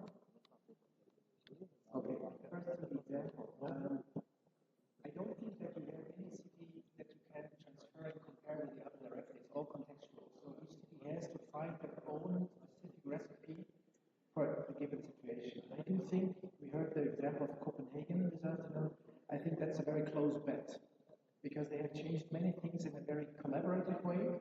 They are now actually actively pushing out cars of the inner city, actively expanding the public transportation, going into having walkable city, 15-minute city approaches. So I think a lot of things that are qualities that we now newly perceive, going away from the American model of the car-oriented city, are now emerging in Europe a lot. And most cities I know examples of elements. So expanding the bicycle traffic, shading the roads, smartness of electricity grids, etc. I don't think there's yet any city where this is fully integrated. The claim that has been on the stage today too, to have all these sectors fully integrated, I think we underestimate the complexity of such a thing to do. It is really amazingly complex to have 5 sectors integrated, plus building, health, infrastructure, we had, but also industries and stuff. That is a hyper complex model, and I doubt that this would be doable in the foreseeable future. And with your comment, you already answered the second question partly also. The effort is so large that I suppose that some of our infrastructure that is smart will be outdated when we start placing the next one and the next thereafter. So with the turnover time of infrastructure in ICT, 4, 5, 6 years, you have the newest thing coming in and challenging everything that has been before. With the speed of data throughput, with Starlinks and whatnot, every second, third year, something new comes around the corner that may make your installed technology obsolete. So if you are succeeding on traffic in the first 5 years and then you turn to waste management, could be that after another 5 years, your traffic system has to be repaired, renewed, updated again, and with big money. So I think we're going into a very, very intense phase of constant reinvestment, which brings me to Cairo. I think Cairo, actually I would like to shortly quote another author of system thinking. He says there's complex, simple and complicated. So a simple watch and a watch with complications, still a machine, you can manage. Then there's complex, and then he says there's chaotic. Don't feel offended if I use the word chaotic in relation to Cairo, but I suppose most of you would mean what I go into infrastructure, ICT, etc., is to move this system to a manageable state. I would not go directly to the high-tech logic, would be my thinking, but I would be very happy to discuss this, because that is certainly not the last opinion here. But I would actually recommend to try to move it to a manageable state where things go into, let's say, only complex levels, where you can, from day to day, get a proper management done, and then you can start improving it. Because the costs that are connected with this dysfunctionality Cairo has in parts in the waste management so high and you miss that money to invest it elsewhere. So maybe an incremental improvement would help you more in the medium term in a system thinking to put it on the right track and move it by itself. Would be a more intuitive answer. But obviously, there's coffee break. Ask me, give me other opinions if you want. Thank you, Stefano, and thank you, Johannes. Okay, for the beautiful presentations, great presentations, great insights. I know, yes. And I'm sorry if we were not able to take all the questions from the floor, so that you can, but you can, I think you can just pick it up with our speakers later. Okay, تفضل. شكرا لكل المتحدثين. أود أن أرحب بأستاذ دكتور عمر الحسيني عميد كلية الهندسة جامعة عين شمس ورئيس اللجنة المنظمة للمؤتمر على المسرح لتوزيع دروع تذكارية على ضيوف المتحدثين في هذه الجلسة. Thank you to everyone who gave a talk. I'd like to welcome Professor Dr. Omar al-Husseini, Dean of Faculty of Engineering, Ain Shams University, and Organizing Committee Chair of the conference, on the stage to present a memorable gift to the keynote speakers of this session.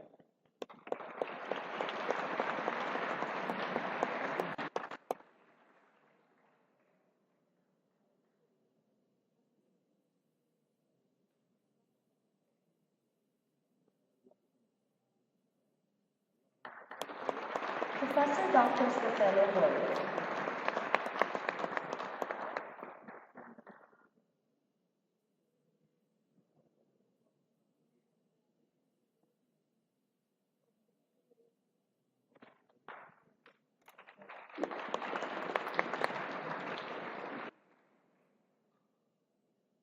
Professor Dr. Johannes Hamhaber.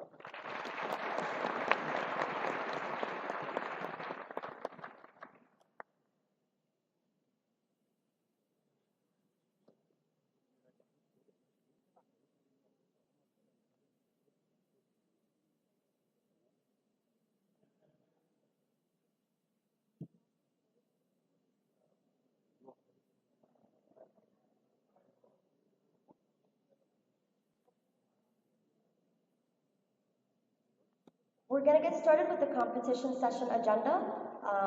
So without further ado, we're just going to take like 5 minutes and then we're going to get started right away.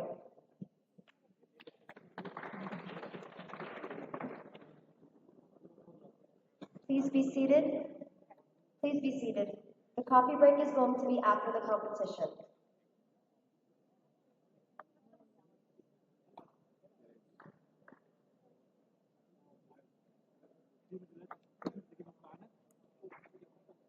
حد يتابع كومبيتيشن تعالوا معانا تابع المتابع يا جماعه يجي حد يتابع الكومبيتيشن معانا خش كده خليك من جوه يعني خش على الفكره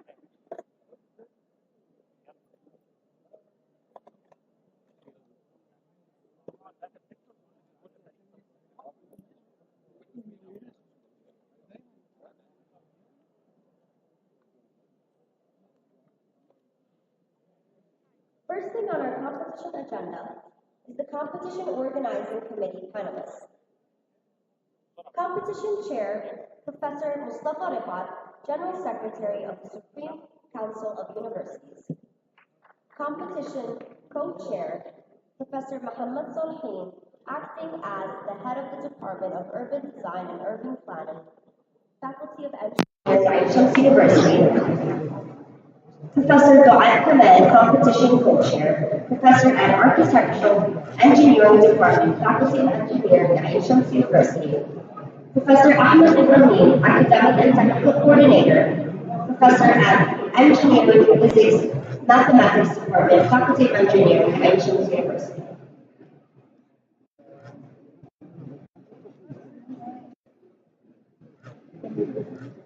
Next up, I'd like to welcome the jury members. Professor Silky Viprish, Vice President of Stuttgart University and renowned scientist in the field of water hydraulics. Dr. Mohammed Zakaria, Senior Energy Specialist, World Bank. Professor Ahmed Aldik, Professor of Architecture and Environmental Control of Buildings, and finally Professor Muhammad Abdel Majid Salem, Faculty of Media, Engineering and Technology, German University in Frankfurt.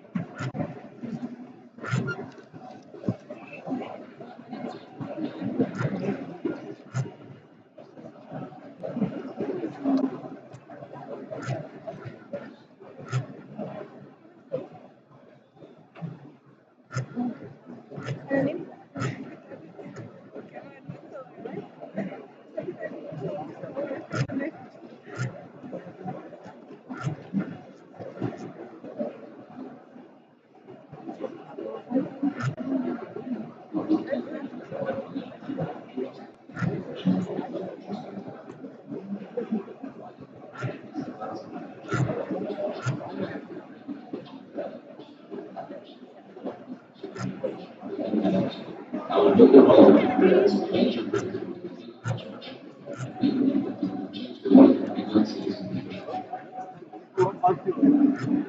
create an integrated and efficient design process. We extend our general approach to an prototype layout generation process.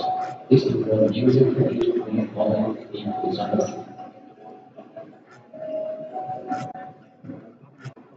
First, we analyze the learning model was scored according to functional parameters of each zone.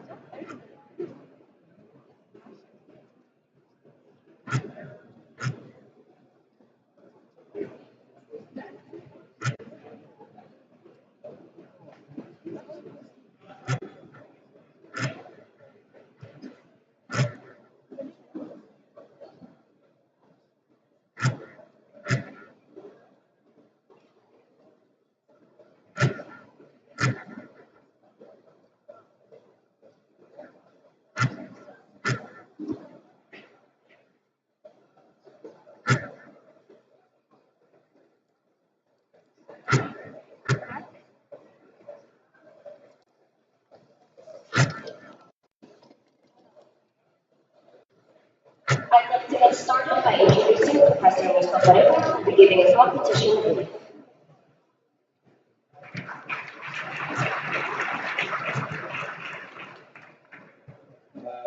Thank you very much, my dear colleagues and friends. Allow me just quickly to introduce the competition in this very valuable conference. And actually, to my knowledge, this is one of a very unique conference in terms of not only recalling a very important dimension in our lives, smart cities, which represents the future of our living and importance in our lifestyle and future cities, but in fact into its dimension of its very rigorous and deep interdisciplinarity that is actually approached and very much emphasized throughout this important conference. And to my knowledge, this conference is the only one and the first conference to deal with this dimension of interdisciplinarity, into this capacity and into this dimension. This is why, and from this interest, this was fueling up the idea of having an important student competition, in fact, to recall ideas and to demonstrate the think tanks actually approached by our students. Allow me to recall some words presented today in our keynote speeches. Professor Hassan Abdullah was talking about systems and subsystems, and as well in His Excellency Dr. Mahmoud Muhyiddin mentioned common sense that actually approaches the common sense of thinking of not only disciplined people, engineers from technical perspectives, but the normal and conventional human being and our human life. Professor Johannes as well talked about ideas representing the city as a living organism and living system with subsystems as well. So this was very important to launch a competition outlining all these ideas. So the competition objective when we started at the very beginning, it was very important to outline that we needed to think in this interdisciplinary approach. Stefano Perret today represented an idea that maybe came across for a very normal architect, maybe, for example, discussing points from a natural scientist perspective, and came with an idea of approaching vertical forests, for example. So this interdisciplinarity, there's a kind of enjoyment into the practice with interdisciplinarity, allowing people to interact with ideas from disciplines outside their circles. So the scale was actually intended to be very diverse. So the students actually were allowed to present ideas, maybe a small idea in the living room, or a very starting from the scale of a room, up to the scale of the whole urban fabric, or maybe the city, or actually the city and interactions with satellite city in the vicinity. So actually the scale was very much important to be emphasized, that we are targeting a very comprehensive scale, allowing the students to think very diverse and approach numerous ideas. We had various phases because we needed to have the ideas very right and actually representing deep analysis. So we had phase one, we had participation from 53 teams, and actually phase two came out with 183 illegal registered teams, and 53 teams made it through this phase. And phase two, we had from these 53 teams, 12 teams that made it through this phase. And actually, we are representing now in phase three the runner-ups. In fact, to eliminate the human factor, let me introduce first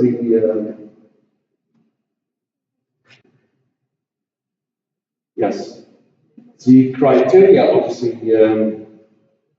the competition juries that must follow was actually based on a quantitative approach. We looked into the themes represented in this conference and actually allowed the attendees to the applicants to the competition to approach all these themes of the conference in terms of all these sub themes in each theme. And in a vertical approach, we were actually examining the efficiency or the applicability of the idea in terms of a numerical scale from 1 to 5, whether it's efficient and functional, or as it states to the well-being, or the accessibility for all. And because we are actually targeting ideas, another dimension was added, which actually tests the readiness of the idea in terms of another scale from 1 to 7, starting from the idea, ending up to if these competitors actually presented a prototype. So it's more actually realistic to what's being applicable. Based on this quantitative approach, an equation was built into the system to simply sum up the points accumulated from the dimension X, summing up the points from dimension Y as well, and multiplying this in the readiness scale of dimension Z. So this was actually, we were very keen that it's very peer reviewed and actually based on a quantitative approach. Each one of the jury members, it was very blindly an automated system. So he simply logged into the system and was able to look into the entries, evaluating them, examining them, and actually putting a score for each one of these levels. This is a snapshot of the system, and just to summarize some statistics of the competition, we had entries from diverse nationwide, as you can see, pops up, sorry, and as well as very diverse nature of disciplines represented by jury members. So as you can see, the jury members are diverse. They are not only architects, they are from various disciplines. So there's no time to thank them one by one, but I deeply appreciate their efforts and their time spent on really evaluating and deeply analyzing each of these entries. They made a very important effort to actually select the best entries for this competition. These are the organizing committee, my colleagues, and I would like to thank them because I left the competition at its very early stage because I had to go to another job. And they kept the effort for all the rest of the time, which was actually maybe 80%, I believe, of the time. So it's the effort of organizing the competition actually not goes to me the credit, but it's actually to my colleagues sitting here. So thank you very much.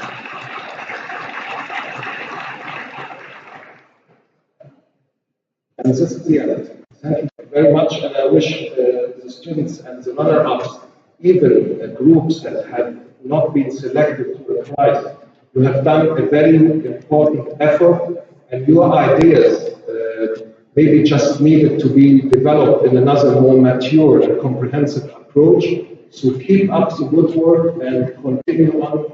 You are doing an excellent way of thinking.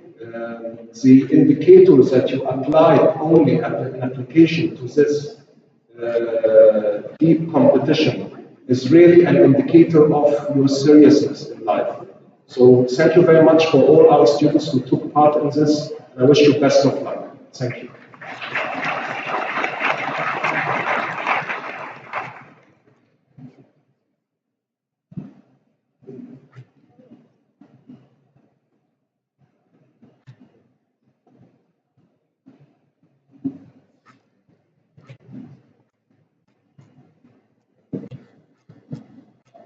I'd like to welcome one of the jury members, Dr. Sidki Dikfash, Vice President of Stuttgart University and renowned scientist in the field of water hydrology.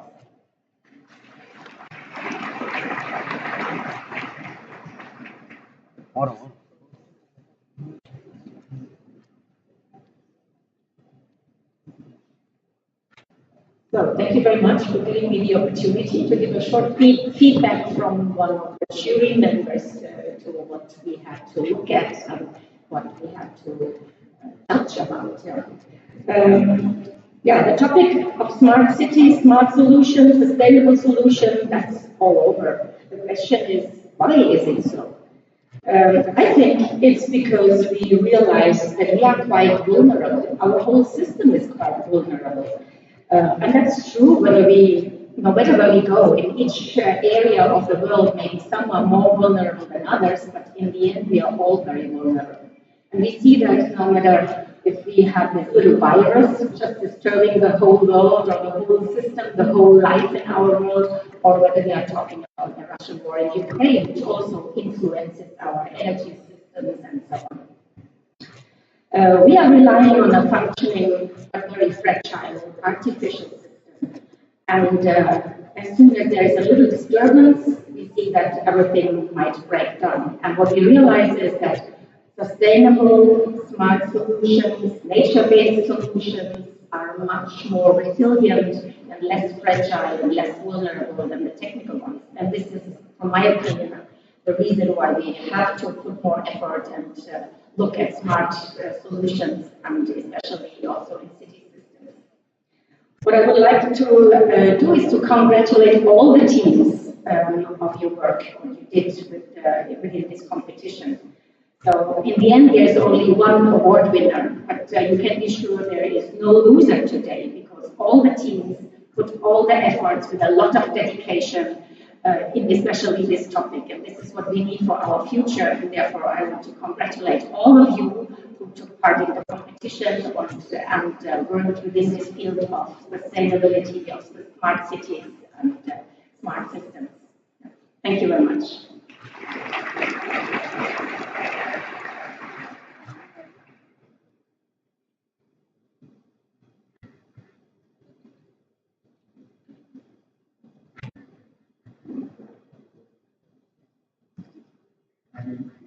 And now with Dr. Mohammed Zakaria, Senior Energy Specialist from the World Bank, and possibly also to confirm on the process, that the jury doesn't know who's actually winning today. So they are sitting here knowing nothing about who can be the first, second, third, who among the correct. So it's going to be a surprise for you as much as it is for everybody.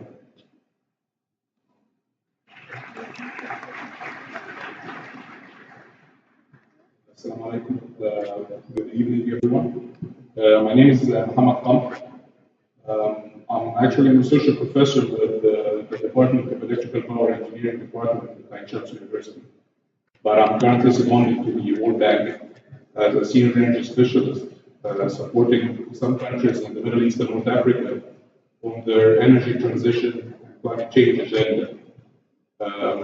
And this energy transition and climate change goes hand in hand with going smart when you design your infrastructure, design your cities, because you need to make sure that your cities are A, helping you in not producing additional emissions, and B, providing you with the resilience against climate change disasters that are becoming more and more imminent in the region. I was actually honored when I was requested to be one of the jurys in this competition, and I have to say that, out of the more than a handful of submissions that I've gone through, the level of innovation is quite impressive, which makes me feel comfortable that in a few years, with the generation, I think it's the generation after Generation Z, will take over and lead our countries, we will be in good hands. These are very, very brilliant minds, and the sophistication in the designs that I've seen are quite impressive. I have to also, say that the criteria that we were given to evaluate against was very comprehensive and actually helped us to avoid any odds. As a power engineer, as a professor in the electrical power department in the faculty, I was always looking for stuff related to electric vehicles, e-mobility, and this and that, because that's what I teach my grad students. But the way the competition criteria was designed made me avoid this bias. I was looking for really the core of what the value that the proposal is putting forward. So kudos to the organizing committee and to the competition committee for designing such a very comprehensive criteria, yet avoid any bias. I have to say that I wish one of the proposals that I reviewed would be the first winner, but again, I don't know what I don't know, and all the best to the students. Thank you.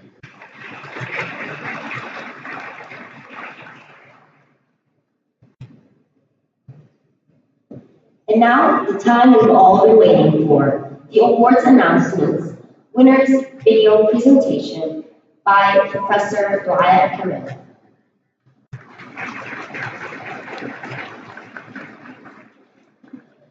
Excellencies, ladies and gentlemen, as we come to the end of this day, I want to express my sincere appreciation to all the teams that participated today. Your dedication, creativity, and hard work have made this a truly inspiring experience for all of us. Before we announce the winning teams for the best ideas, I want to remind everyone that every team has already achieved great success by simply being here today. The journey that each team has undertaken to bring their ideas to life is a testament to their commitment to innovation and excellence. Now, please, Professor Dr. Omar, join us on the stage to announce the winners.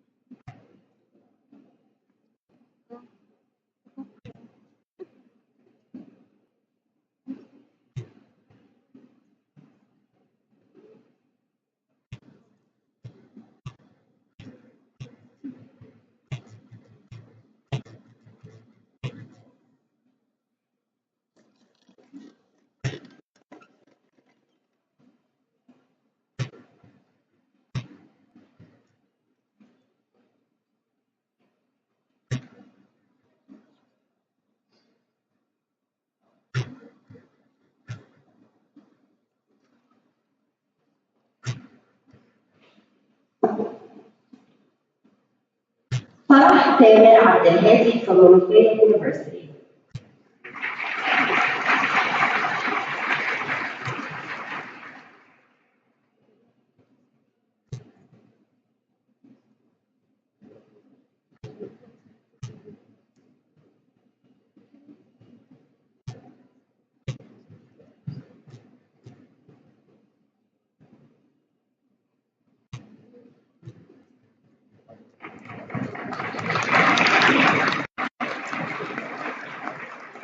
Katerina Siman from Dumyat University.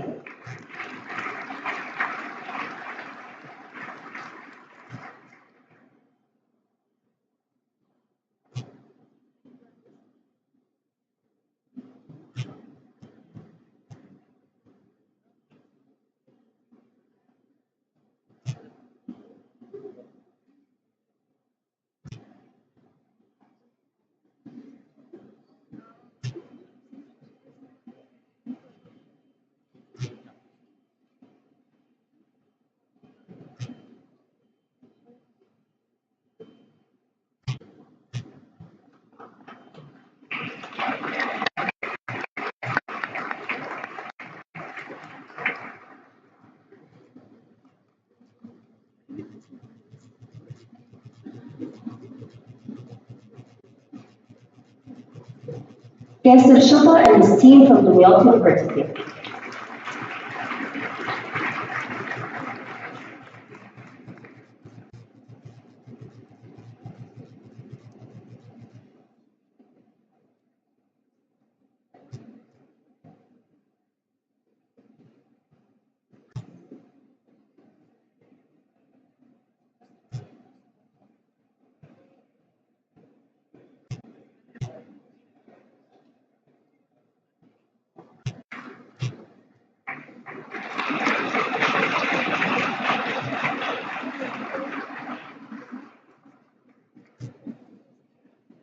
Aya Nasiri and her team from Ain Shams University.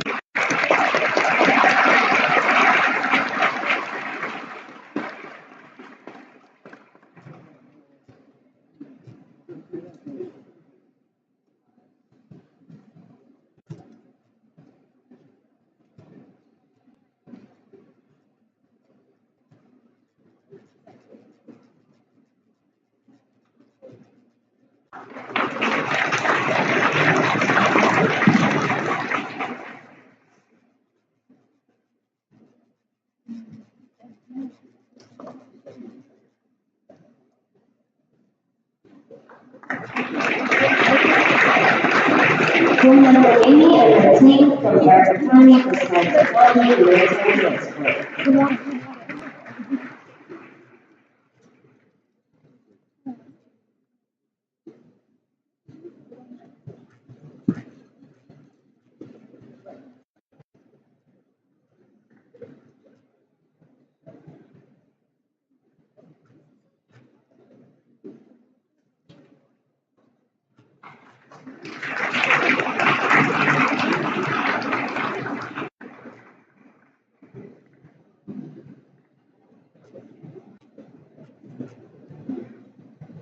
Karim Walid Kamel from Faculty of Engineering, German University in Cairo.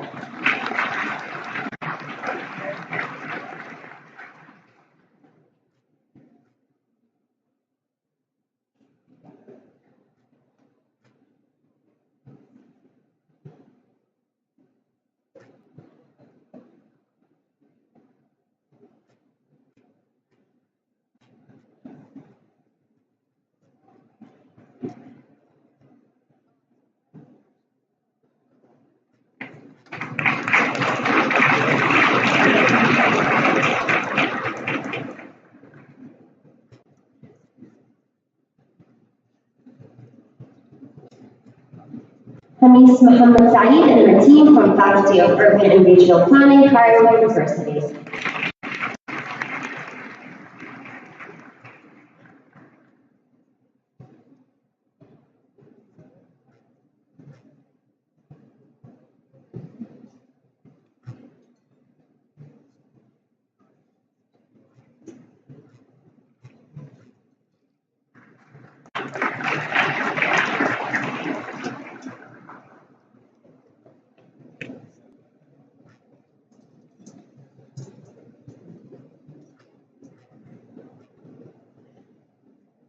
Ahmed Roman and his team from Dumyat University.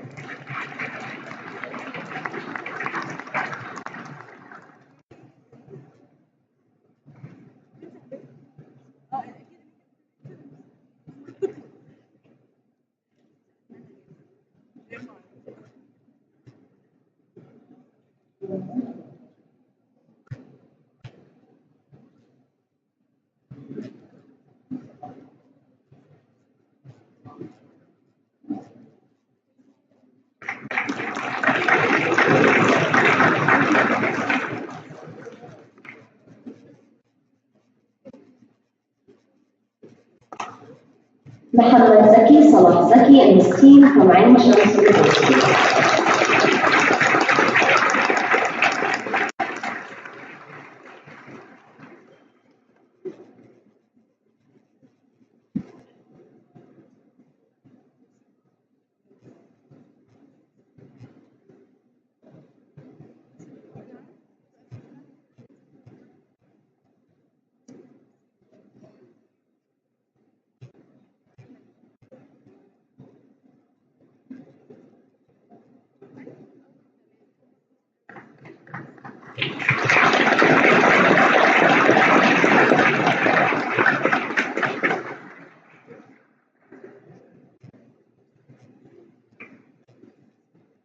And now it's time to announce the winning teams.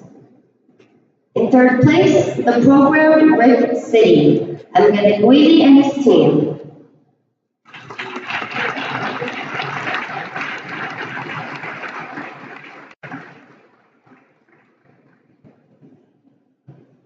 Ain Shams University.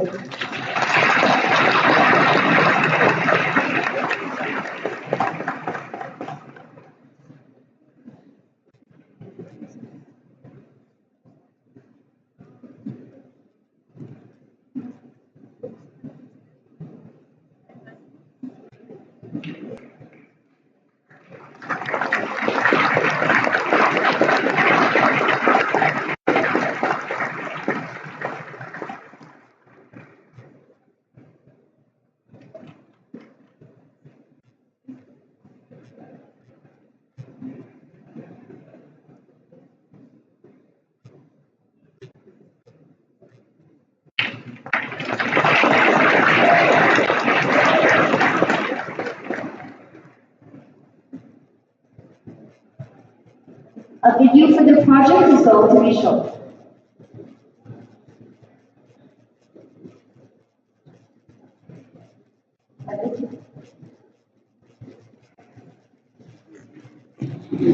A visionary project that aims to revolutionize the way we design and construct cities.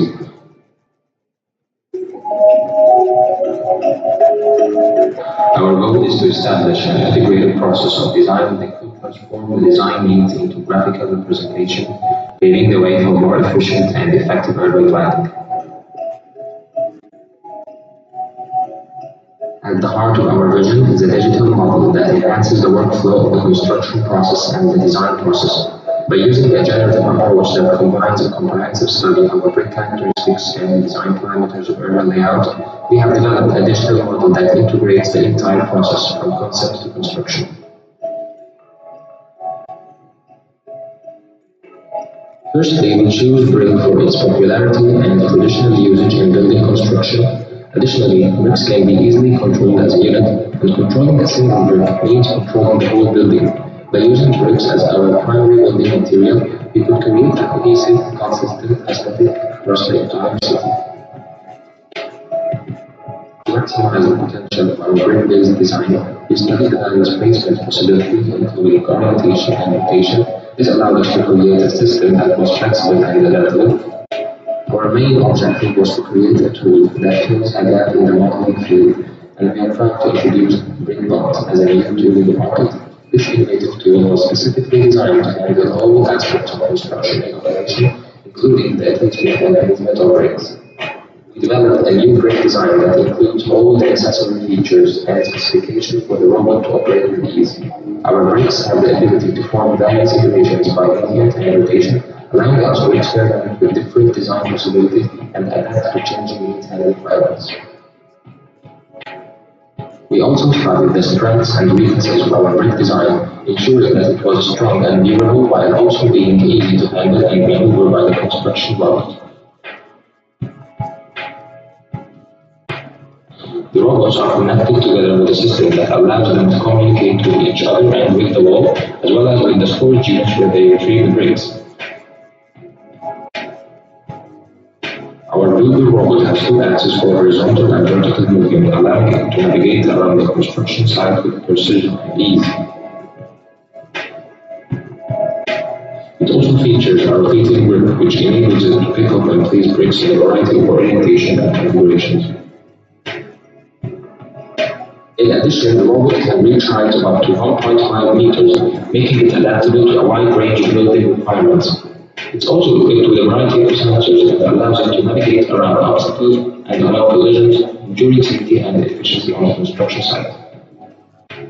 By incorporating this advanced technology in our construction process, we're able to achieve a level of precision and accuracy that would not be possible with traditional building methods.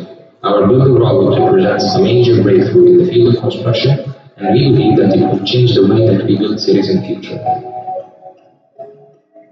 To create an integrated and efficient design process, we extended our generative approach throughout the entire layout generation process. This involved using an agent-based modeling technique to design the city.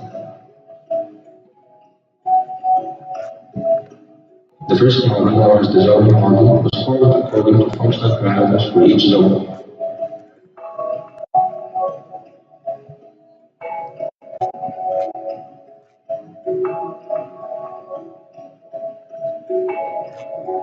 This was followed by a second model that described the movement of users between zones, which was further divided into two sub-models, the random density model and the zone relation model.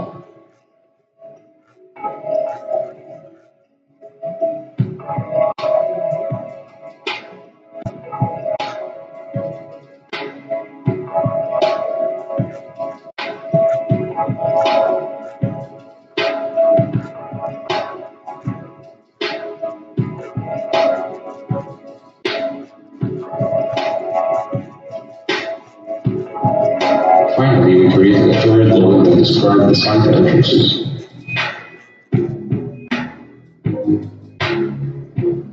Once all of these models were in place, we analyzed them using a variety of evaluation maps, including density maps, intersection maps, user network maps, and crowdless maps.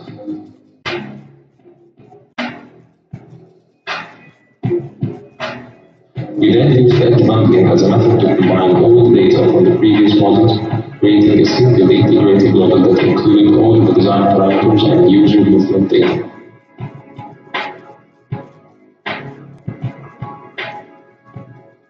To further refine our design, we used field lines to shift the intersection generated between the edge bundling into a flow of lines that described all of the parameters induced before. This allowed us to create a final design that was highly efficient, visually stunning, and met all of the functional requirements of the city.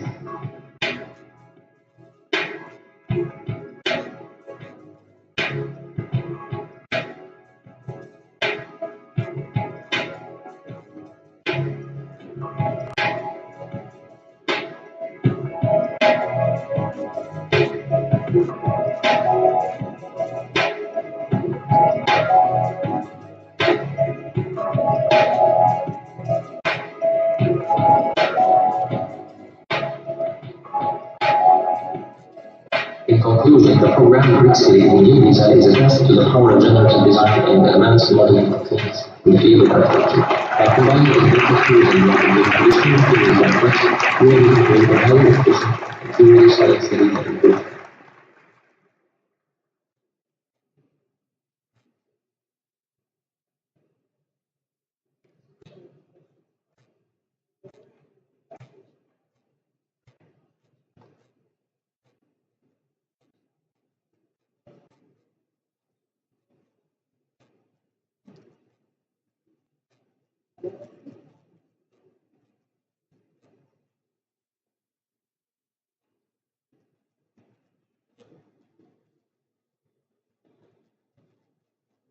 And now, with the second place winners, Southern, Yusuf Khalid and his team.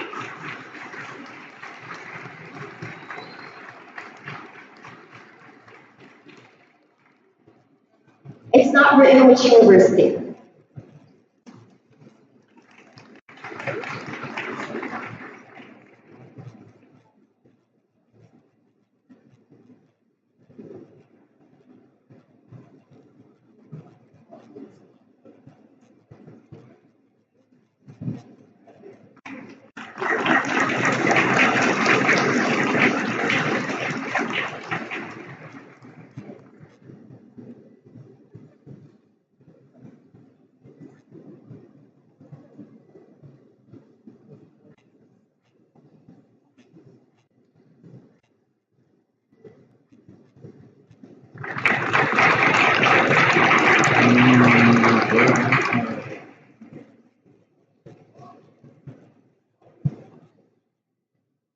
And now we'll be showing the project's video.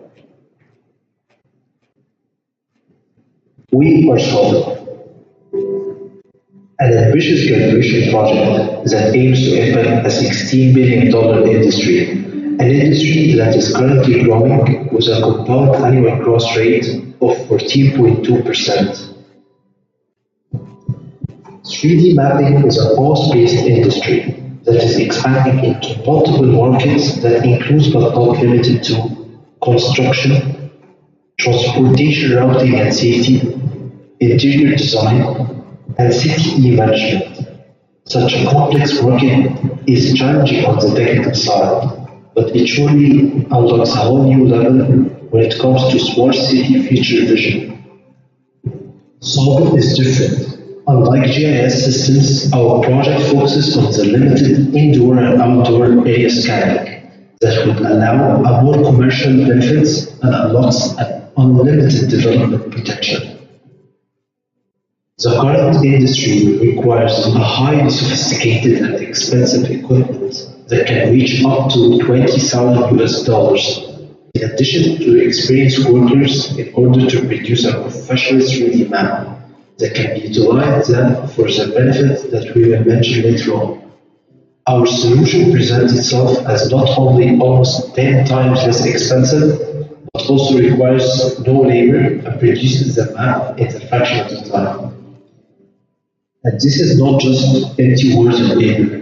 Here's a 3D model of the space that only took less than 2 minutes to be produced. Also, we are working our way up to make this map interactive, meaning any movable component in real life will be movable in the constructed map itself.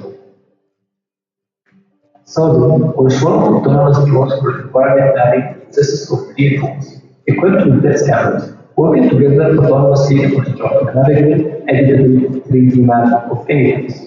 Let's now take a closer look at how our drone-based system works. First, we design and assemble the drone, carefully selecting and mounting the necessary component to ensure reliable and accurate data collection. We then manufacture and test the drone to ensure that it can handle the required task. And this is the result of the design process. Here we can see 3 parts of the drone. The first one is a compact backing, then a light ECM and carbon fiber frame, and finally we can see the full assembly that is optimized for safety and reliability. After that, we use the mounted depth camera to capture both camera feed and depth map that you can see on the left. And then on the right, you can see the initial 3D map being constructed in real time.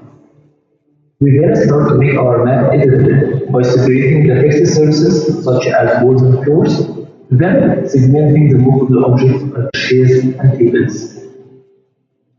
To showcase our system, we conducted a recent experiment using only 30 images to reconstruct the scene of our drone sitting on a chair. With our system, we are able to generate highly detailed and precise maps quickly and easily. Solvit is unique to other drone solutions at the use life order, which requires bigger and bigger drones. That's why we are able to reduce cost of time without compromising accuracy. Solvit's ability to create high-quality 3D maps with reduced cost and time would benefit building systems and interior designers who can utilize more accurate and up-to-date information about the spaces they are working on, starting from early stages of smart building construction with site measurements and modeling, to mid-construction, inspection and progress following, and post-construction services like interior design and maintenance. This can lead to better design decisions, improved space utilization, and more rapid maintenance cycle. Solvit's 3D maps can be utilized for various ICT solutions in smart cities, including but not limited to indoor navigation and virtual tours. The 3D maps can be used for indoor navigation in buildings such as hospitals, malls, and airports. This can improve wayfinding, reduce search time, and increase safety. Also, the 3D maps can be used to create virtual tours of spaces, which can be very useful for real estate and tourism industries. Furthermore, Solvit can be used to map city roads to find conjunction points and ensure road safety. We would like to invite you to our journey of pushing the limits of Solvit and the applications it can be used for. Thank you.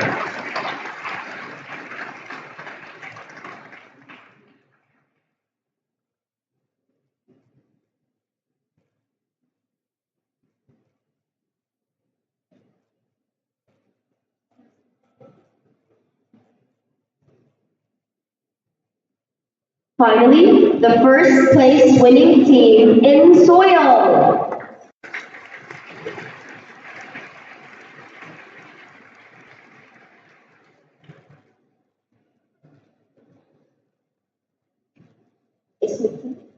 In soil. In soil. they're going to say. They're going to be safe.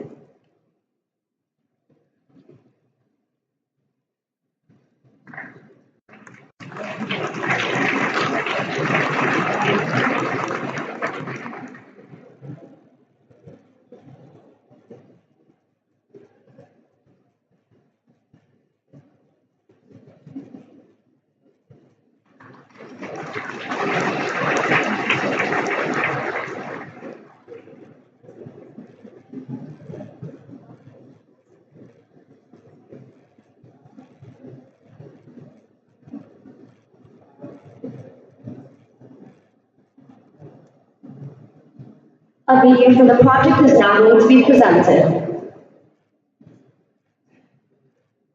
I'm honored and thrilled to present Team Eat Soil that participated in the competition ICSC 2023 for Smart City. Let me introduce our team, starting with me, Yusuf Said. We have Mustafa Nasr, Marco Gamaliel, and Bilal. Our agenda is simply going to be focusing on the main topic, on our solution points, and the accomplished timeline, and finally, the next phase for our vision in the future. Smart City, an important topic that many countries make it their goal in the future. The vision is to build a smart, systemized, automated city that is able to be sustainable. But also it became important to add a landscape to show the green continent and the clean energy that could be used. But the main question here is, where is agriculture? Agriculture, one of the most beneficent and important things for centuries to grow any civilization, country, economy, or even industry. It must be by agriculture. So, we did a marketing research around two topics, agricultural religions and agricultural technology. In the first part, we decided to do interviews in Mansour to know more about the main problem of farmers. And most of it was about fertilizers and how to manage it with the land soil. And on the other hand, was agricultural technologies, or we can say agritech, which actually we found many applications about. But the problem is that each application works on its own. So, the solution for sustainable agriculture smart city is a smart system that monitors different soil parameters to effectively manage supply of resources, especially fertilizers, which is in soil, our product and our solution for sustainable agriculture in smart cities. In soil, focusing on three main processes: data measurement, data analysis, and finally, results and recommendations. Data measurement, which is simply works with four main sensors. And the second process is data analysis. Basically, it processes the calculated data from the sensors and analyzes them on the main selected targets. And most of it can be based on machine learning or AI. The last process, and actually that is the fun part, that we can provide understandable information for calculations and even an action that could be presented in robots, drones, or any machine that is connected through the network with our system. But it's not only an idea. Actually designed, planned, and even developed prototypes tested in real life.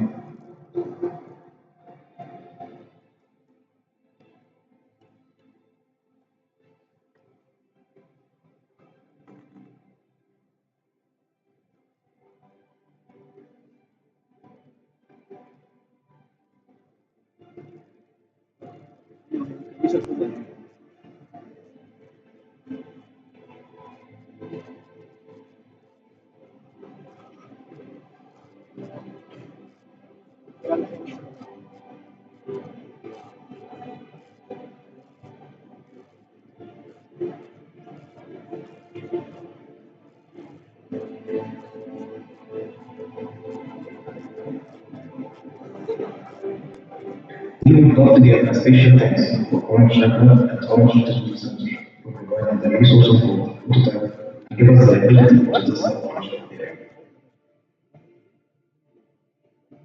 It is important to make our destination from Egypt 2030 vision in parallel with the global 2030 vision for the market. Thank you.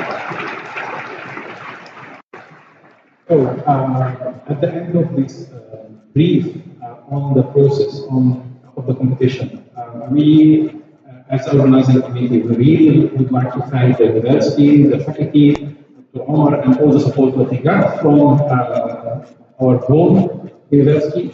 We'd like to thank very much our juror who voluntarily joined forces and evaluated all proposals blindly. So none of the proposals or submittals at any stage were known. We'd like also to announce that all videos of the 12 shortlisted entries will be uploaded to the website of the conference. So you'll have a chance to see the value in all of them, not only the 3 ones that we managed to show because of the limitation of time, but the rest, there are also are great ones, and I think we thank before all the competition entries and all the students that were dedicated, committed in all 3 phases, reaching out to the phase 3 and getting us the good product that we have and celebrate today. Thank you very much, and looking forward to see you again at the competition.